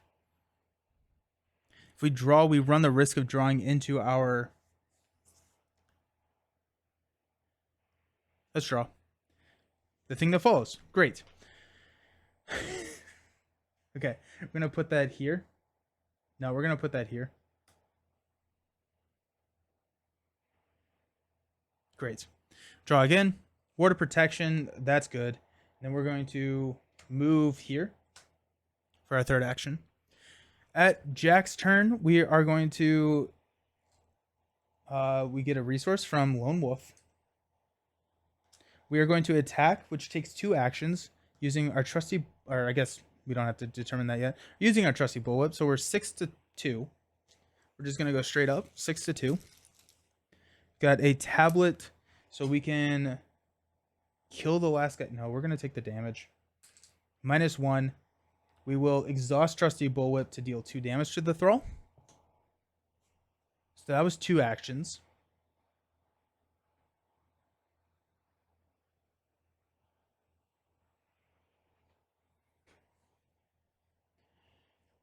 We could search.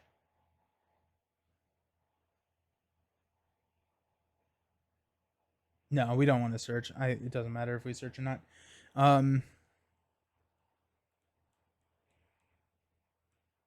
I wish I had kept the clue over here on Jack. Jack could have then rescued this civilian. The civilian's gonna die. The civilian's gonna die, and that's gonna be too bad. But it is gonna be what it is.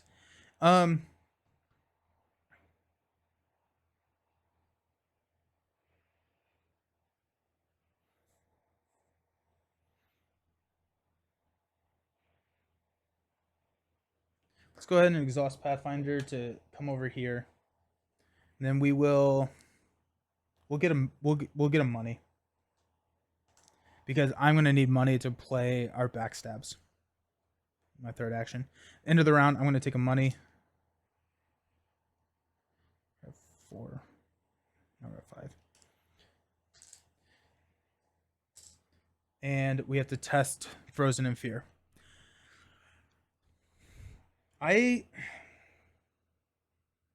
We have to get rid of Frozen in Fear.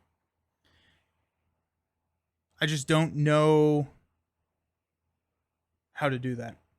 I don't know how to do that. Jim could have shifted the Eye of the Ravens.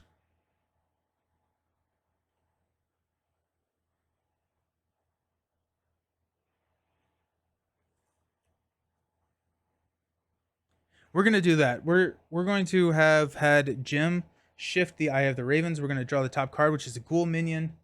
Just does not good things for us. Actually, no, we're not going to do this. I didn't think that if it was a enemy that could have changed everything. So we're just not going to do that. Because if it was engaged with Jack, then we would have been screwed. So never mind. We're not doing that.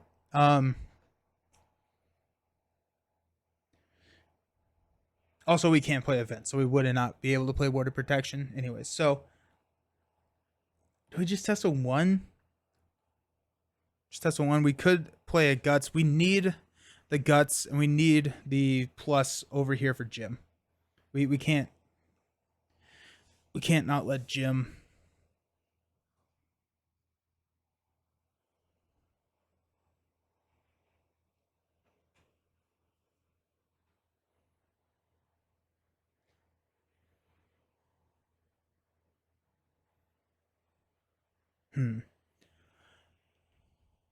I think we're just gonna test 1 to nothing. 1 to 3. -1.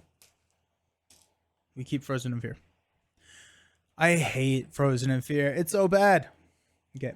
So enemy phase. The thing that follows is gonna hunt here. Is gonna kill 1. This is gonna kill 1. Marrakesh is gonna hunt up here and kill 1. So that's gonna be 3.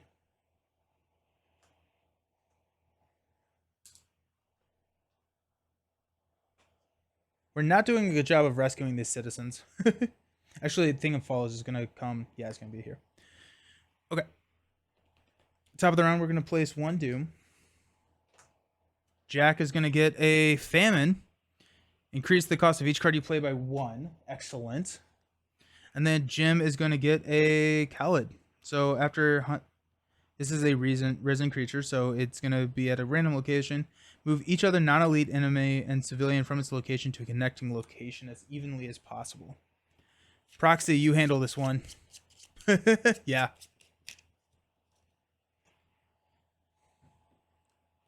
It's at the railway station. So we'll move these up here. No, as evenly as possible. Go there. That's going to be annoying to deal with. Goodness gracious. Okay. Dustin of Voices is gone.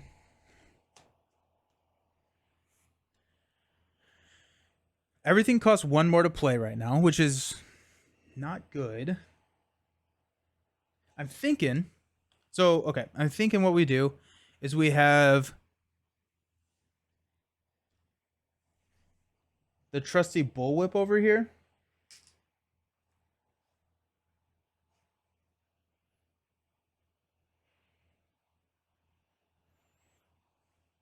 She's hitting for 2 damage. We just need to rush Amareth. That's what we have to do. I'm thinking that we can have Jack deal with the thing that follows, maybe? No, because this will hunt over here. Dang. This is not elite, so we can attach Power Word here. That's interesting. Huh.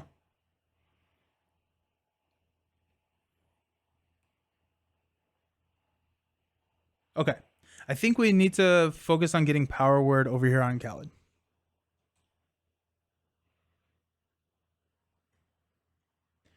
Good news is that... No, that's not good news. That's tough. So if Jack comes down here, he can attack the thing that follows and kill it. That's 2 actions. And then does something. Jack could also move 3 times. That doesn't help. Oh my goodness. Jack could go over and just hit Amareth and hope to deal some damage, but she's going to start healing. Good news, everybody. Wait, that's not good news. Yeah.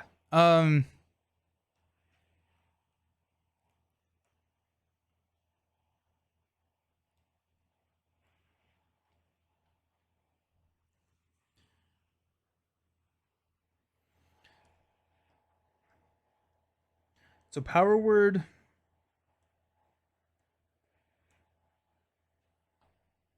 So if we go here, we kill. We can come over here. We can Power Word on Khaled and start. Be 1, 2. We could give it 1 command, which would probably be exhaust. And then we get hit for 2 and 1. Oh my god, we just don't have time. We just don't have any time because we also need to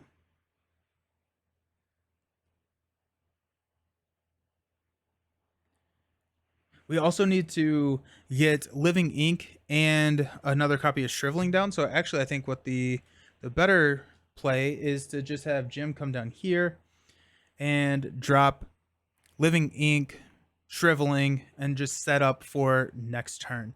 Next turn we could... Yeah, okay. So Jack is going to go first. Jack is going to go first. We're going to Pathfinder down here. Thing that follows engages. Does bear only mean that it cannot or it does not engage?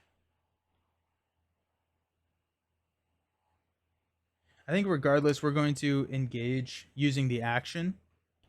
And then we'll attack. We've got 6 to 3. -1, we're good. Trusty Bullwhip will kill it, so we shuffle back into the deck. We get a resource.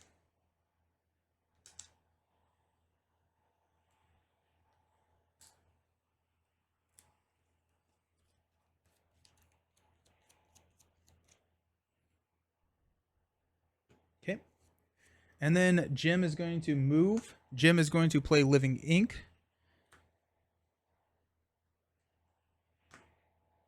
Jim is going to spend 3. Actually, Living Ink cost 1. And then Shriveling cost 4. So we're spending 5 total.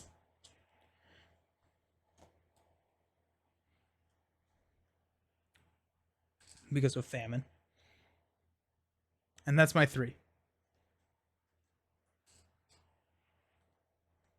Okay.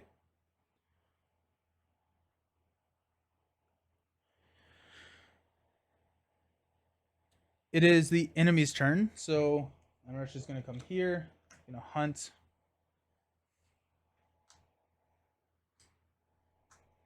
Khaled's going to come here. Oh wait, hold on. I need to test brain 1 to 3, 0. We're fine. Okay. We still have Frozen in Fear. Khaled is going to come here, and I think I want it to be...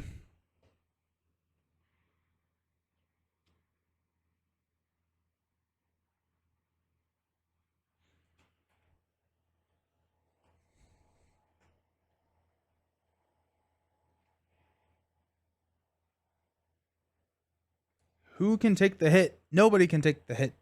Jim could take the hit, but I think Jim needs to... No, we're going to put it on Jim. Jim is going to take the hit. It's going to be 2. Actually, it's going to be 1. 1. We're going to kill the Arcane Initiate.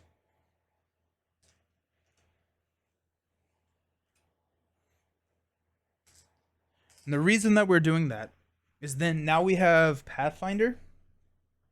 We can hop up and hit Amaranth twice. Because Pathfinder, we're not engaged with an enemy. So it's a fast action to move. Then the first fight action will take 2. And then our second fight action will only take 1. I think we'll use our second fight action for a trusty bullwhip. And so we can exhaust Amaranth. And if she's exhausted, she's not going to be healing. Okay. Okay. We can drop power word here. And we can actually start healing. Cool. Cool. Okay. 1, 2. I think... I don't know if I took that one off. I don't think I did. Sweet. Okay. Enemy phase over. We're going to unexhaust. We're going to have Jack get a money and draw a card into pickpocketing. Don't need that. We've got Jim getting a money and drawing a card into Lone Wolf. Don't need that. And we are going to the top of the round. So we're going to place 1 Doom here. This actually gets discarded. Place 1 Doom there. Jack is going to draw into a Thrall. The first copy of Thrall drawn each round gains Surge. So we're going to Surge this guy. Comes in at 2, which is the Tanneries, which is up here. Surges into a Ghoul minion. Team, we are getting rocked with these enemies. At 1 at the square, which is where we're at. That's not good. That's gonna be on Jim.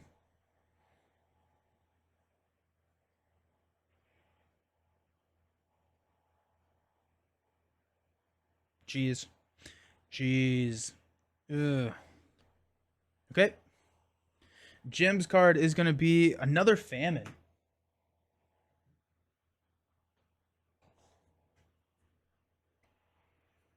Okay. The Thrall is going to be engaged with us too. Oh, no. Oh, it's a fast action to try and evade the Thrall, though. So that's good.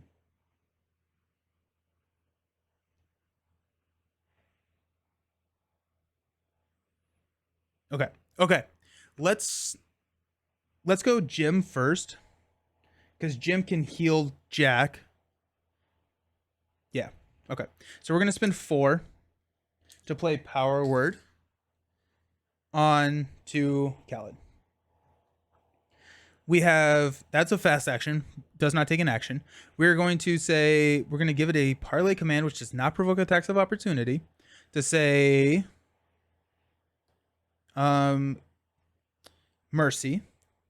We're going to heal 1 horror and 2 damage from, oh wait, damage or horror. We're going to give Jack the 2 damage, or the 2 health. Okay. We are going to give it another parlay. Limit once per round per command. Okay, so to give it a cower, so we're going to exhaust. Then we're going to hit shriveling to go a, we're not going to use living ink. So we're at 5 to 2.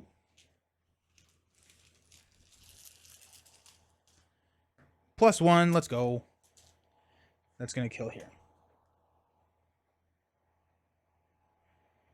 Sweet. So that is Jim's turn. Jack's turn. We're going to Pathfinder up here. Nope, that's wrong person. Both of these guys engage.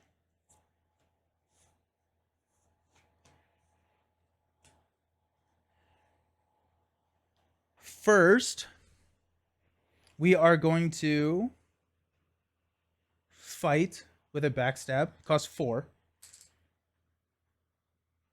So this fight uses feet instead of fist. It deals +2 damage. We are at a 5, 6 to 4. We're going to play manual dexterity to take that to a 7 to 4. No, 8 to 4. 8 to 4. We got a skull, which is minus all of them. So we fail. We fail that. That's horrendous. That's bad. That's really, really bad. Retaliates. So go 1, 1.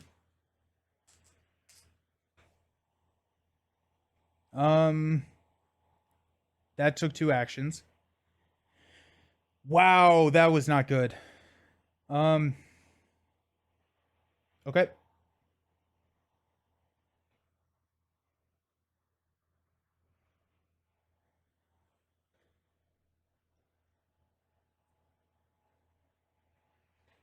So that was a -5, just because it's -1 per investigator token.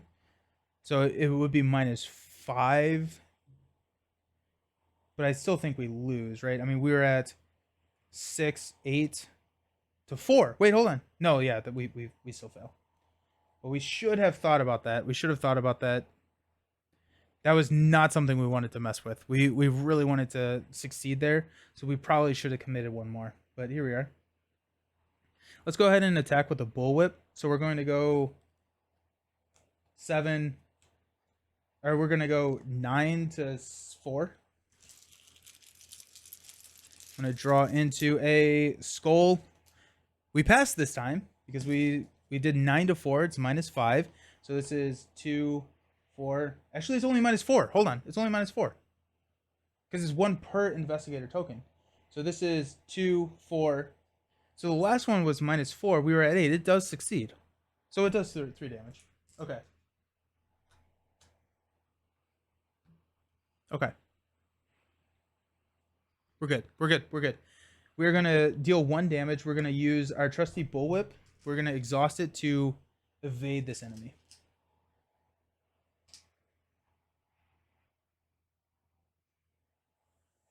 So, automatically evaded. Sweet. We're going to use a fast action to try and evade 6 to 1. Hey, a star. We are away from where we started, so we get to gain a resource or draw a card. We will draw a card. Just field work. We're good there. Thrall is successfully evaded.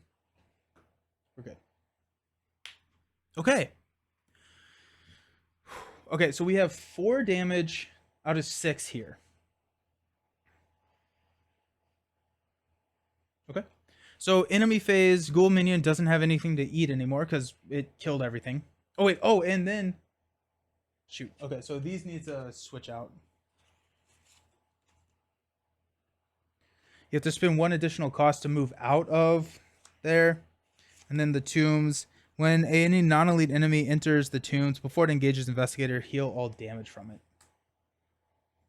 That's the only one that's cleared. I think actually this one is cleared too. I think she should have killed over there. So the Palace Gardens. When you end your turn at the gardens, take 1 damage or horror. Okay. End of the round, we're going to unexhaust. These will engage us again. Oh, I need to do a test. We're going to just test 1 to 3. -2. We still have Frozen in Fear.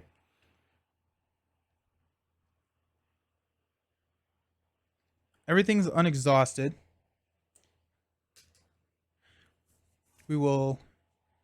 Jack will draw a card. Actually, he will have drawn this card for just being away. Now he will draw a card, which is Dr. Christopher, and get a resource. Jim will draw a card. Reveal 5 chaos tokens from the bag. For each autofail or skull token, take 1 damage and 1 horror. So we got 3, 4, 5. Not bad. Alrighty. Okay. And Jim needs a money.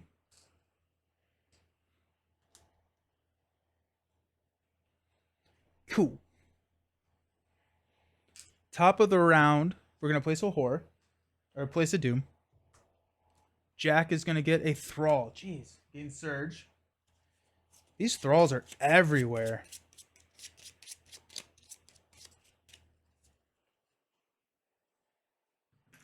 Five goes to the Palace Gardens. Then this gains surge. Test feat 3. For each point you fail by, take 1 damage.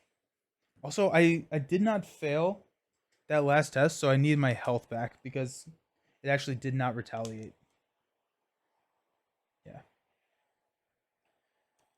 So test feat 3, we're at 6. -1, we're good. Jim's ability over here, test feat 3. For every point you fail by, take 1 damage. That's less good for Jim. I still think it's worth doing. +1. Let's go. Let's go. Yeah. Okay. So 3 to 3. We're good. We're good. We also have a lone wolf we could have and should have committed, but here we are. It is now our turn. We're going to kind of do the same thing. We're going to spend 2 actions to attack here with backstab. So we're going to spend 3 money. We're going 6 to 4. We are going to commit unexpected courage. So 8 to 4. So the -4 is good. And then we are still at -2, 4. Only -4 there. So we're good. We're going to backstab with an unexpected courage. Come on. No whammies, no whammies, no whammies, no whammies, no whammies. Got a star. It's +1. We are not 1 away, so we cannot draw a card or anything. But that's going to deal 3 damage. Okay. So we're at 7 out of 12. So we are not super close, but we are getting there. We will go ahead and attack with the bullwhip. So we're 6 to 4.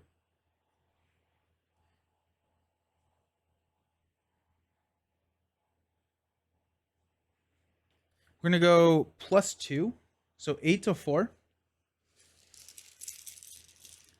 Got a skull. 8 to 4, we're still good. We're going to deal 1 damage and exhaust. Now we're going to try and evade this thrall as a quick action. We are 6 to 1, -2, so we're good.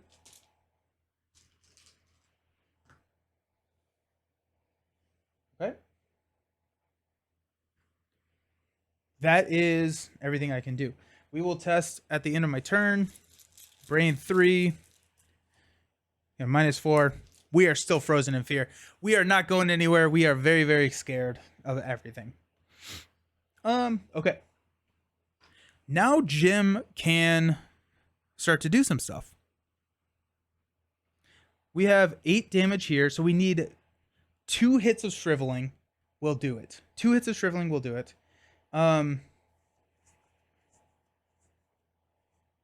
We also have this, which is power word. We will go ahead and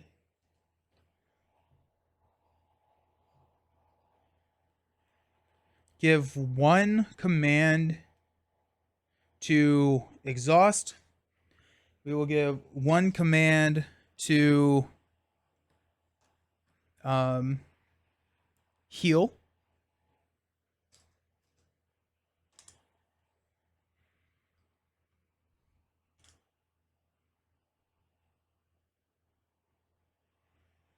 And then we are going to move up here.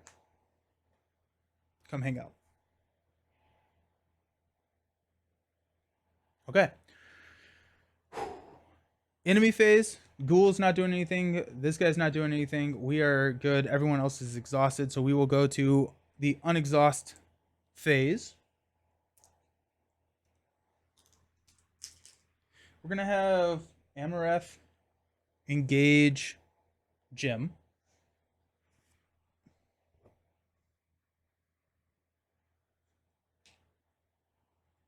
Also, I think Lone Wolf should have triggered, but here we are.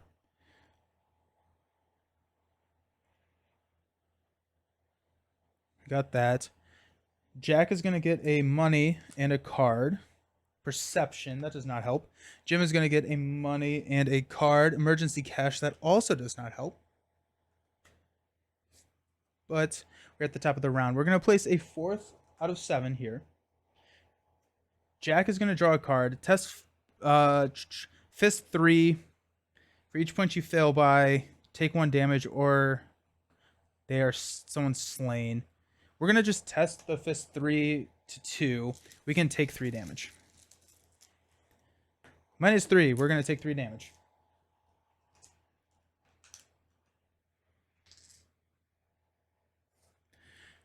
Jim's card. Put compulsion into play. When your turn begins, reveal a random chaos token from the chaos bag. If it's a bad symbol, the first action has to be to discard compulsion. I think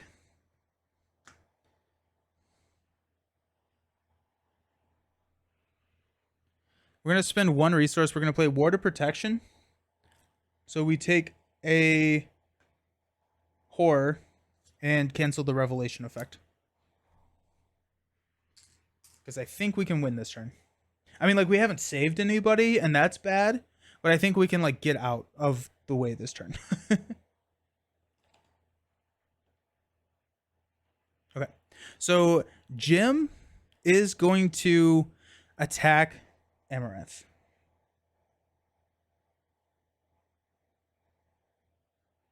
Yeah. So, we are attacking. We're going to use Living Ink. So we're at 6. Going to use Shriveling. We're at 6 to 4. Guts takes us to an 8 to 4. Come on, 8 to 4. We've got a tablet.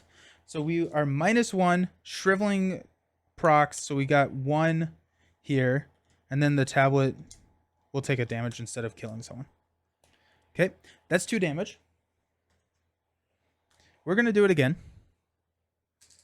We're going to commit the trumpet. So we're at a +3, so we're at 9 now. 9 to 4. There's a star, +1. That's enough damage. We're good. Okay, let's progress. Wow, that was intense. Amareth torture cry resounds through the streets. Yeah. Resounds through the streets as she collapses. A heady wind picks up, whipping the dust. Whipping the dust into a frantic devilish as the hot sun beats down overhead. Black ichor pools around Emarath's body as the nexus of vines begins to wither and desiccate around you. The hordes of risen dead stop in their tracks as if waiting for your move. You can see in the remaining civilians of Marrakesh flee the city beyond them. How much health does that thing have? It has 6 per investigator, so it's 12. It's 12, yeah, and it heals one every time it attacks. But it never attacked, thank goodness. It actually may have attacked. No, it never attacked when it had damage on it. Standing over the beautiful, terrible woman, you feel a pang of pity. As you turn her over, you notice the vulturous flower behind her ear is wilted in the heat. She lets out a primal scream as you pull the blossom from her ear. The stem is several inches longer than you expected and sticky with blood. Ugh.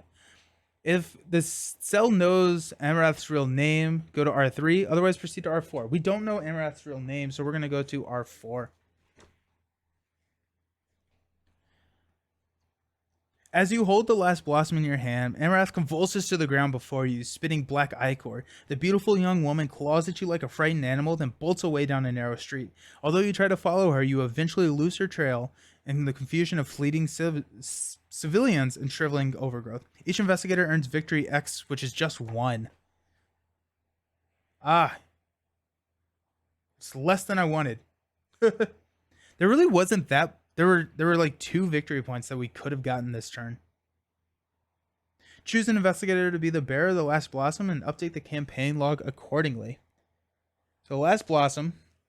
Heal 1 damage, 1 horror from each investigator at your location. Flip this key to its unstable side. We're going to throw that onto Jack. In your campaign log, record that you haven't seen the last of Amarath, and then mark 1 time in your campaign log. You may embark. So that less than half of what I had hoped for. Yeah, exactly. Yeah. Okay, so yep. So we added 3 time this game, so we're up to 5 time. We have 1 experience. I really wish that we had gotten more experience from that. It wasn't. I don't think it was worth trying to kill Khaled over here. I don't think that would have been good. The other thing that I need to look at is we have the option to betray. Deal 1 damage to an enemy with a equal or lower fight value than this enemy. So we could have been attacking and dealing 2. So I think betray on power word is better than I was expecting. Also, I think betray can betray itself. I would read betray, add deal 1 damage to any enemy at this enemy's location with an equal or lower fight value than in this enemy. So that sounds to me that it can betray itself, and so that is, I think, worth investing in. We have 1 experience. Now Jim is floating an experience, and the first 2 cards that he upgrades are free. And so I'm definitely looking at probably going with imbued ink here. I'm sorry, no, shifting ink. So we can throw a living ink onto Monterey Jack and help him bump his stat up to 4. And then over here, probably betray. I think betray is really good. Also, bonded would be really good, because bonded is you can now activate the parlay from 1 location away from the attached enemy. So you can leave them. I don't know when you would leave them though. Right? Because cower the enemy exhaust, you don't evade. It's still engaged with you. I think that's how the mechanic works.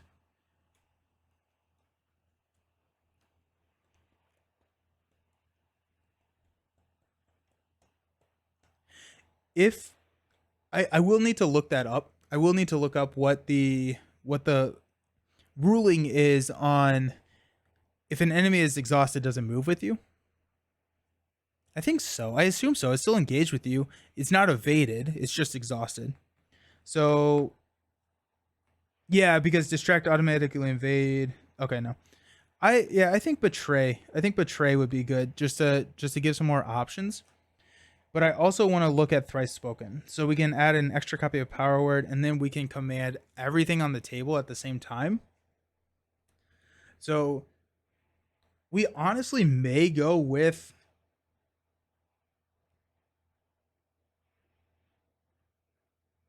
we have the floating resources. We may just throw Thrice Spoken on here, because that just increases our likelihood of drawing into it. I kind of like that. We also have Jim starting with 8 resources next turn. I feel like Betrayed is better.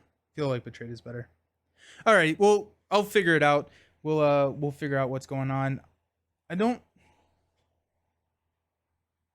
When the game ends, flip this. Keep all the tokens on it. Okay.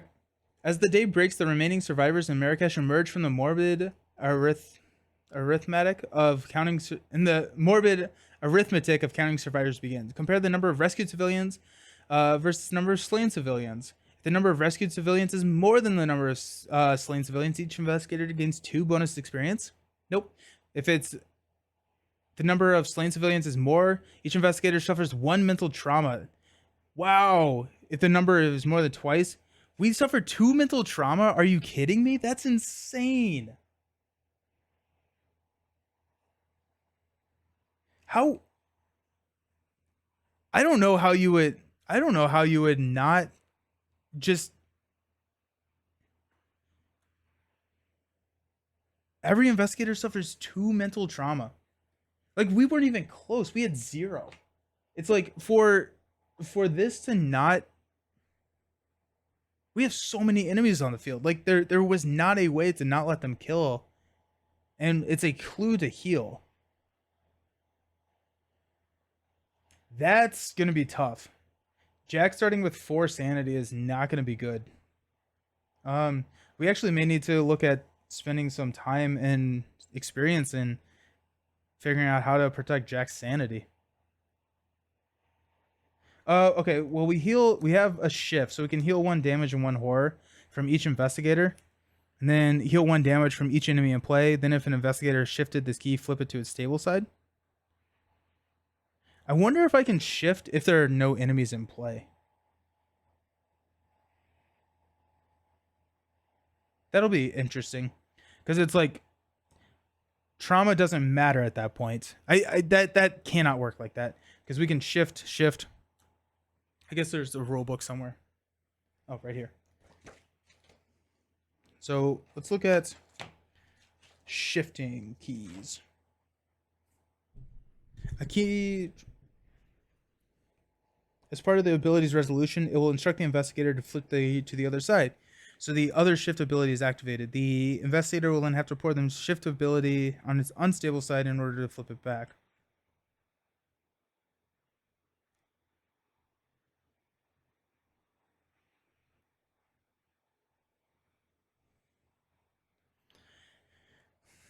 The way that it reads is I can just shift this indefinitely and just be fine.